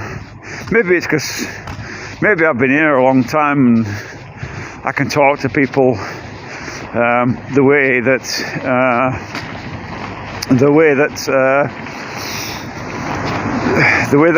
a native would speak to them, I guess. Not with the same fluency, obviously. I'm nothing like a native speaking. You know, I can't pretend to be as good as a native speaking, never will be. I'm going to cross the road because I'm walking at the bloody side of the road through all the bloody horrible dirt. Although it's frozen. I'm not walking there anymore. But yeah, so maybe that's why. Burka, that's the one. Burka, yeah. Burka. There's a video. I think it's the guy who does the videos. He's got a beard and he does the video, and he goes around England's worst seaside towns, or England's worst towns, something like that. And again, he's out to cause. It's amazing, you know. What's funny is that I'm going around Russia, my own places here, you know, where I live, trying to find bad things to show you, and I can't. You know, I genuinely cannot show you bad things because there's nothing bad to show you. And yet he's going around England showing all this bad stuff, and I'm thinking, you know, you've got a gold mine of clickbait videos. You must be making a fortune. You know, and I can't find any of that here. You know, am I at a disadvantage? You know what I mean? I think I've actually seen two females in a burqa once here. A long time ago, stood at the bus stop. A long time ago. But generally, you don't see that here. And there is a very big population of Muslims here. It's not the conservative Christian country that people make out at all. It really is a mixed country, Russia. There's like 200 ethnicities or something, and 200 languages written, you know, that are actually known about, and there's a whole lot more. Big lorry went past. A whole lot more languages that aren't even documented, but that people speak, you know. So across the road here, I'm not on the crossing, that aren't even documented. So, you know, that's the kind of amount of you know, languages, ethnicities there is in Russia. You know, it's vast. It really is. It's not like they make out. It's not a conservative Christian society, not at all. It really is a mixed society. But even along here, look, you know, I'm going along here. Fair enough, it's winter, and people keep the windows closed in winter. Don't throw rubbish out the windows, do they? They don't want to get cold. But nevertheless, it's still clean. Look, the roads are clean. There is no rubbish everywhere. You know, the fence falling over there. That's typical. That's a typical St. Petersburg fence there. Absolutely typical there. And the reason is because they put the fence posts in, but they don't put them in so deep, and with the constant hot and cold rising and lowering of temperatures here, the ground moves about and it puts all the foundations out for the fences. It's really common. Unless if somebody's paid a fortune, had a really deep foundation put in for their fence, generally they move about terribly. It's just one of those things. When I put the piles in for the house in Novgorod, obviously the temperature's not as cold as it is in St. Petersburg, nowhere near it. So much warmer up there actually. But I made sure they're in at least 2 meters deep each. I think one pile is at 1.9 meters deep, where we hit a stone or a lump of rock or something, and it stopped on dead. But other than that, they're all at 2 meters. You know, so it's well below any frost line of that. So yeah, I can see nice house there, and the river. I don't know if you can see anything down there, but that's the river. Walking across the bridge here. Not far to walk up here now, but I will we'll cut this off once I get out of the street lights, because obviously walking up through the forest, it is completely pitchiest, blackiest, and you won't see nothing. And there's no point in trying to continue a live stream when you can't see anything. And probably the signal will die anyway. So, but I'll keep it going until I get up to the forest edge. I'm not sure which way I'll go. I might go up to the prison, and then there's a prison up here, a remand prison, temporary prison. Not a remand prison, temporary prison. Basically, it's one of those places where if you get drunk at night and be an idiot, then you're going to get nabbed by the cops and dragged into a cell for the night to sober up. And then in the morning, they kick you out again. And that's what the prison, it's not a full-time proper prison, it's just a temporary centre. It's going to keep you on the ground here. I can't live stream that, sorry. There's something there I'm not allowed to show. Well, I don't know if I'm allowed to show it, but I'm not going to sort of not of interest to anybody, and it might get me in the shit if I do so. like anything, there's places in every country where people go and you shouldn't be filming. I don't. Have you ever heard these, auditors? They go around England, and I've watched them. I've watched a lot of American ones. Well, I don't know why I watch them, because it's just I don't see the point in it. But they go around and start filming outside police stations and stuff, and what have you, sensitive objects. And of course, the cops come out and give them a right all going over. You can't film here and all this, and they stand by the rights. I'm allowed to film in public, But I mean, with terrorism and all that, why would you go to a police station with your camera, stand outside and provoke them? I mean, to me, they should be told to bugger off, and or they'll be arrested for wasting police time for being acting suspicious outside police stations. I don't see the point in these auditors going just to prove their rights that they can do it. It's foolishness. I don't get it at all.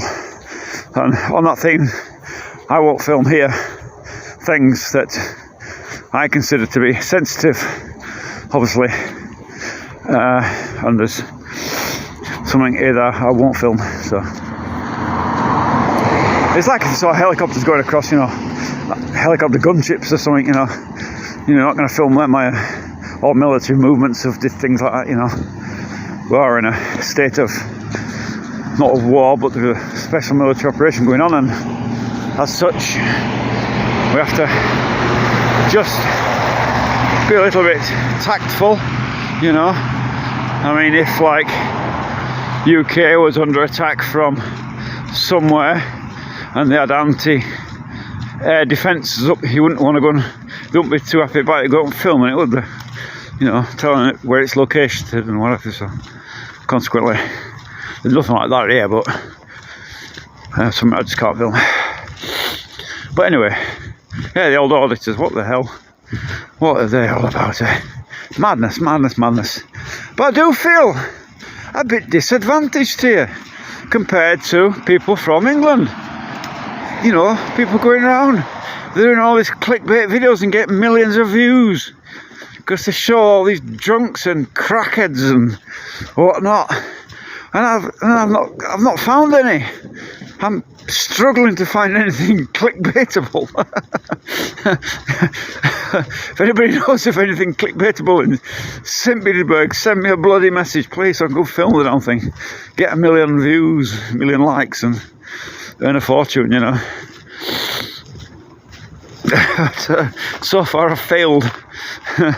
The closest to a clickbait video I've got is firing the stupid nail gun into a blooming into the side of the blooming what do you call it? The side of the frame I was building. Seriously, that though, that were real. If you saw the video,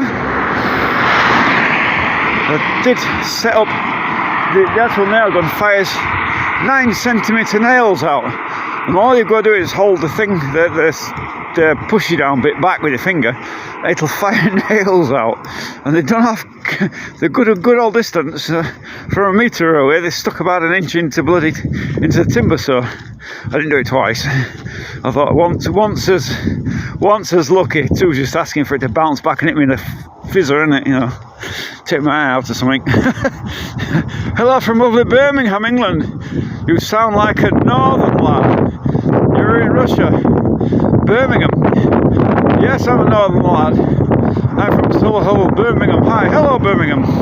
Yes, I'm a northern lad. I'm from Sheffield, England, originally, and now I live in Russia. So that's where I'm filming from.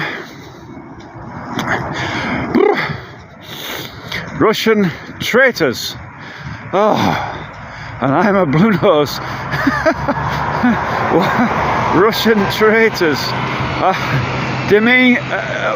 I'm guessing that's supposed to say that I'm a traitor because I live in Russia. I think that's the way you're supposed to put it, but I think you didn't type it in right. Do you want to have another go at trolling? Andy Greenaway. If that's trolling, have another go.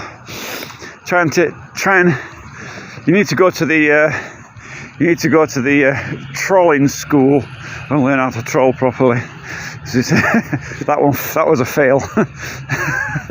So sorry to take the pee out of you when you're trying to troll me. But your Birmingham was a bit off. It's a pronounced Pakistani. You got it, prick.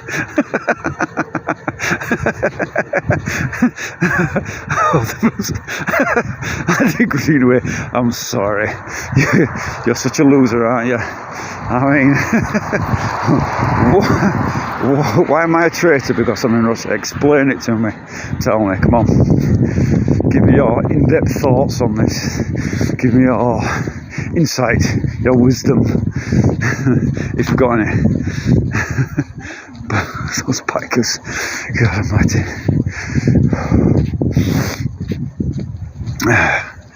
But yes, it's if I'm a traitor to what exactly? Is it traitor to the UK? Is that the logic of so if you leave the UK, you're a traitor. So in theory, if you move to Scotland from England, you're a traitor. If you move to Wales from England, you're a traitor. If you move from England and you went to retire in Spain, like a lot of folks do, does that mean they're all traitors as well? All the granny traitors? Is that how it is? Or is it just specific to Russia, or is there any other place that automatically labels you a traitor if you move to it? Let me know in the comments. Because he's gone away now. He's given up on Andy. Andy, you've given up. Andy Greenaway, you've given up trolling me. Oh, you were so easy to put down. I mean, you know, that's what happens when you throw out slogans that you don't even understand, isn't it? You know what I mean? Alright, so I think, let me explain what my thoughts are on traitors. Traitor, because I'm obviously a Putin puppet, Kremlin bot, traitor, whatever it is. Well, let me tell you, I was in the British Army 17 odd years. I served 12 of those years in Northern Ireland, full time. That's active duty, whatever you want to call it, in Northern Ireland. So did I serve my country? I think so. I think 17 years is bloody enough for anybody, thanks. And the only reason I didn't stay for the full 22 or longer was because we were made redundant under the peace process when Op Banner finished. So does that make me a traitor? I moved to Russia when Russia was still friendly with the West. Everyone was fucking being nice, weren't they? Do you remember was it the Coldstream Guards who marched on Red Square in Moscow for Remembrance Day? Do you remember that? Was the first time they'd ever done it. Do you remember that? I wonder. Well, that's the time when I was already here. That's 15 years ago. So, just because there's a special military operation doesn't mean I'm going to suddenly run away and pretend that it's not happening. It's just ridiculous. My life is here. I chose that life. Keep voice, I'm shouting at the telephone. There's people sleeping, no doubt. But there's the bus stop. That's number 20, I think. It is number 20. It's the only one that comes up here. I'm surprised that's up here this time of night. But, so yeah, traitor? No, certainly not. I haven't given any secrets away. I don't know any bloody secrets. Even if I wanted to give them away, I don't know any. I'm afraid my time, I left the army in 2006, and even at that point I wasn't in the English side of it. I was in Ireland, so we were doing internal security work. That's what we were. That's what Ireland was about. Op Banner, assistance to the police, wasn't it? That's what we did, and so very different to being in the general army, the general me, you know, kind of thing. So quite different.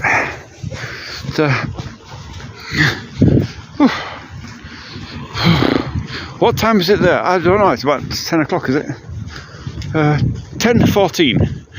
That's what time it is. Lancashire accent, East Lancashire. No, Yorkshire, Sheffield. I probably lost it a little bit, but you know, from Yorkshire, original from Sheffield. I lived in a place called Watherpondern, which is kind of Rotherham, and between Rotherham and Barnsley.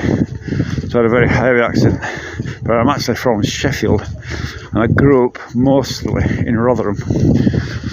Mostly, not always, but a good majority, good portion of my childhood was in Rotherham. And, until I left home at 17.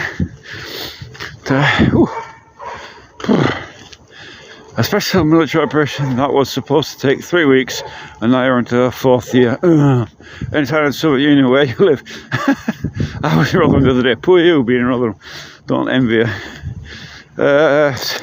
Soviet Union, where I live.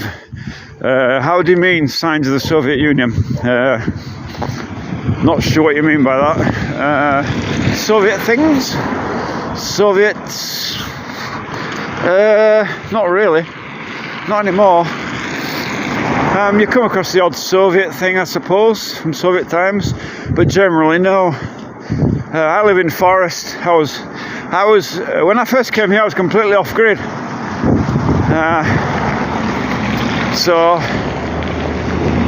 No, it was just forest, nothing much else really. This is what I'm hopefully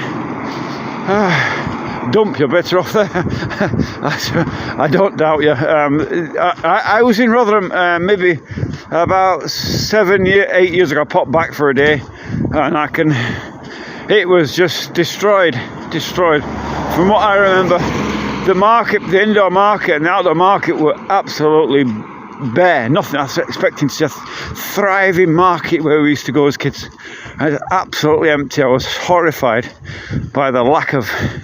I mean, it's not just the fact that it's a dump.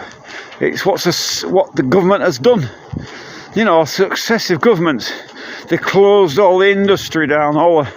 Not just the miners, but the steel industry and the shipbuildings all over the country. All destroyed in the name of what? Beyond me. So it's Rotherham. It's a shame, you know. It's a shame. I mean, it was great when I was growing up as a kid. England was a great place to be. I mean, I have very fond memories of living in England. You know, I really can't imagine a nicer place to grow up. Really, when I was a kid. This is you can see it's quite dark on my bit. This is where it's going to get very dark now. I'll keep this live stream going as long as I can, but it's probably going to get too dark to film. I'll probably end up cutting it off at some point. There is light up here, but this road there's nothing. There's no lights here. It's completely dark. If you have to listen to my voice while I look up here, that's fine. But I could probably turn my torch on, couldn't I? Let's have a look here. How do you do this? You can't turn the torch on like this. Alright, you can't turn it on. It's not allowed to be turned on apparently. So I can't turn the torch on. I'm sorry. 1970s was the best decade. Yeah, I think so as well. You know, I grew up in the. Obviously, I'm 56 now. I was born in 69, so obviously I grew up in the 70s and early 80s, and it was great, you know. Great times were had by all, you know. Everybody was in work. There was no problem, no shortage of work, you know.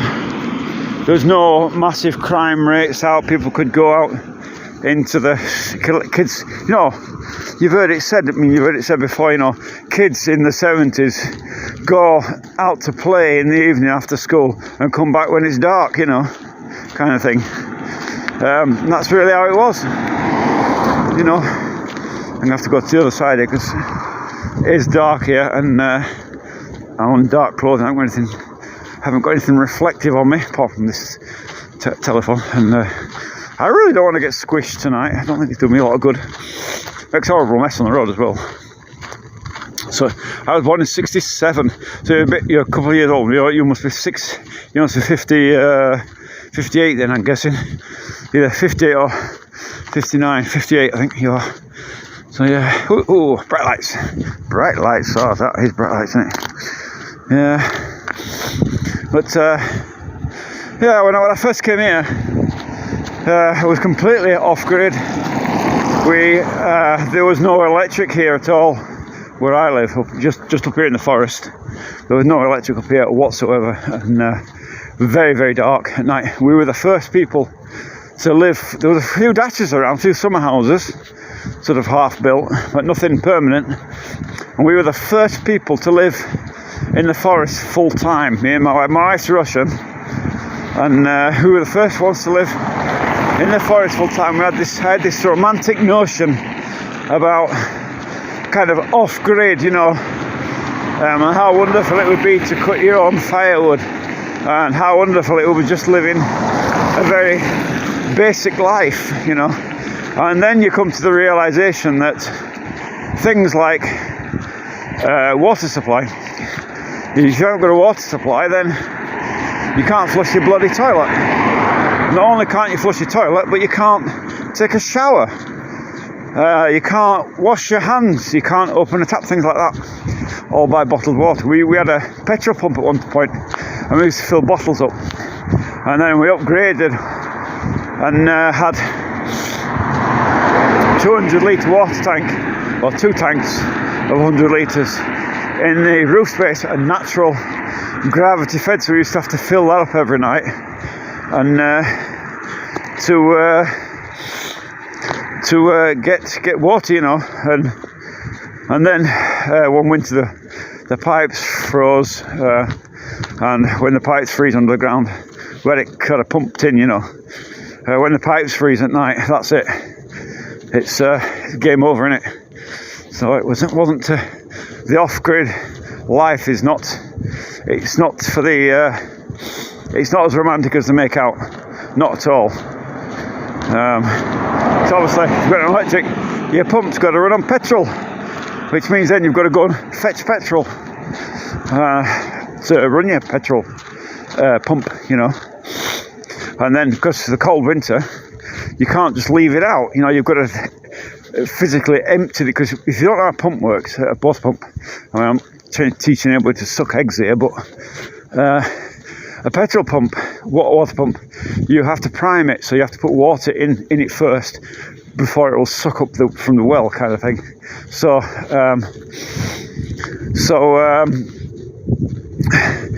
when you're finished collecting water, you have to literally empty the pump out of water and bring it into the house to keep it from freezing. So you got that. So you can imagine the mess. You got a dirty bloody water pump that you're carting in and out. You've got all these bottles or whatever, however you're doing it, pipe up to the loft. When that froze, then it was a case of, I mean, now what now we have is there's I don't know if there's equivalent in England, but basically a heated cable, and it goes either inside your pipe or around your pipe, your water pipes or your drain pipe, whatever it is you want to stop from freezing.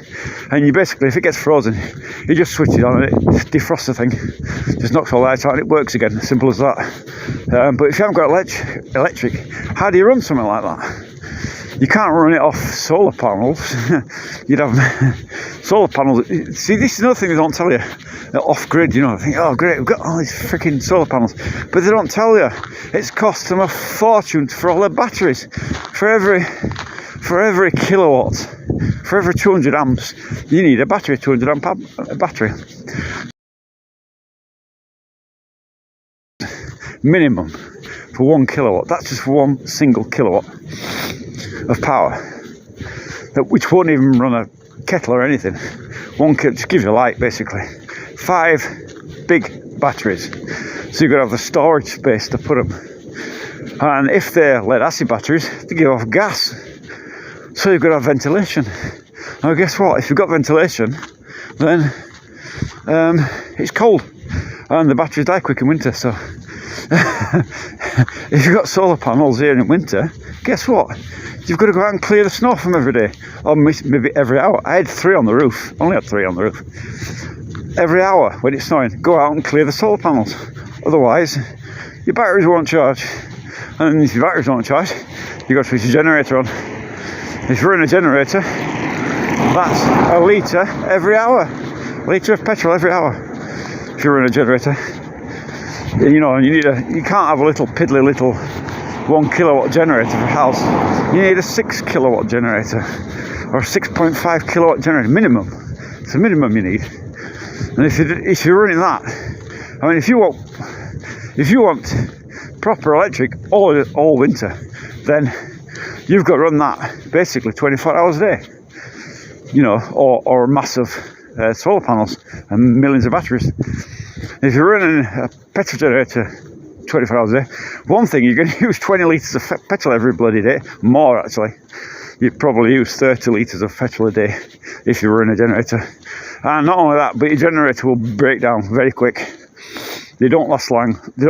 Just running a generator for 24 hours is enough to break it without doing anything to it. You know, without putting in any load or anything, it's enough to kill it.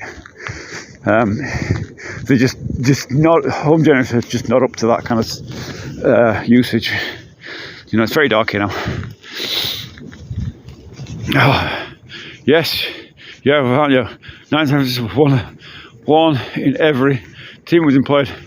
1 in every term wasn't employed. 1 in every term.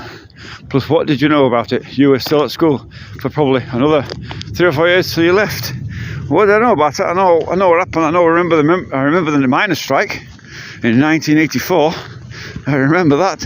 I remember the kids after school dinners being given the scraps because they weren't being fed at home because they had no money. I remember that.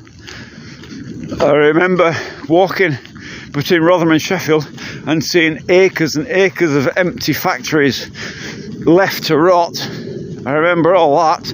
I remember seeing humongous queues from the Dole office down in Rotherham's place called Ship Hill, where the Dole office was. A queue out the door, down the hill and round the corner onto Sheffield Road. I remember that. So yeah, I do remember it.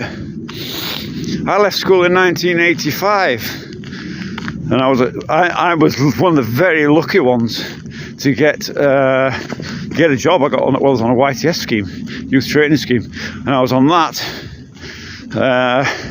for a year.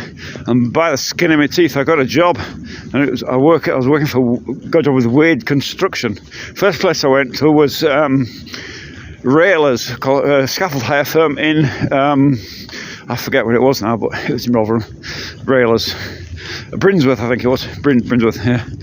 And I didn't do well there as a young lad. I just wanted somebody to bloody pick up the bloody piece. I'm going to turn this around. I don't know. It might reflect on me. I don't know. Maybe not. Maybe to a degree. I remember... HP Rails, that's what it was. HP Rails, very dark here now. See in the forest. HP Rails was the place. There's some light over there, I'll turn it around. There's some light over there, there we go. HP Rails was the company that I worked for on the youth training scheme, and all they wanted me to do was like sweep up and hump stuff about, nothing. I was getting paid £27 a fortnight was what you got paid on that. And after the first period, I forgot how many weeks it was he worked for him. Then you went to college for a few weeks and did a bit of and ahhing at college. You didn't learn. I don't know what we actually did. I can't remember. They had a unit up there in Wath called Unit 4, and up there he learnt bits of plastering and crap, you know. And but after that, when I came back, I said I didn't want to go back to Railers. There's no prospects of any job there, so they sent me to Wade Construction in Wath. Wade's boss was Gerald Wade, little fat bloke, and a big company actually. Wade's right in the centre of Wath-on-Dearne, big yellow gates, right in the middle of High Street. And I worked for them for 4 years, and I did all right there. It weren't bad at all, you know. It's my road. I'll show you. With the light of that car, you get a view of the road. So you offer me a lift here, aren't we? Здравствуйте. А вы местный? А? Местный? Да, там. Там живете? А? Там живете, да? Да, вот там. Прям. А какой у вас адрес? А? Какой адрес? Там нет адрес. Здесь нету регистрации. Не было. Вы гражданин какого государства? А? Гражданин какого государства? Россия? Россия? Конечно. Что-то вы с акцентом показываете. А? С акцентом вы Ну да, Englishman, да, оригинально. Есть фотография паспорта или паспорт? Паспорт есть? Давайте посмотрим. Секунду, я выключу это. Ну, давно не видел.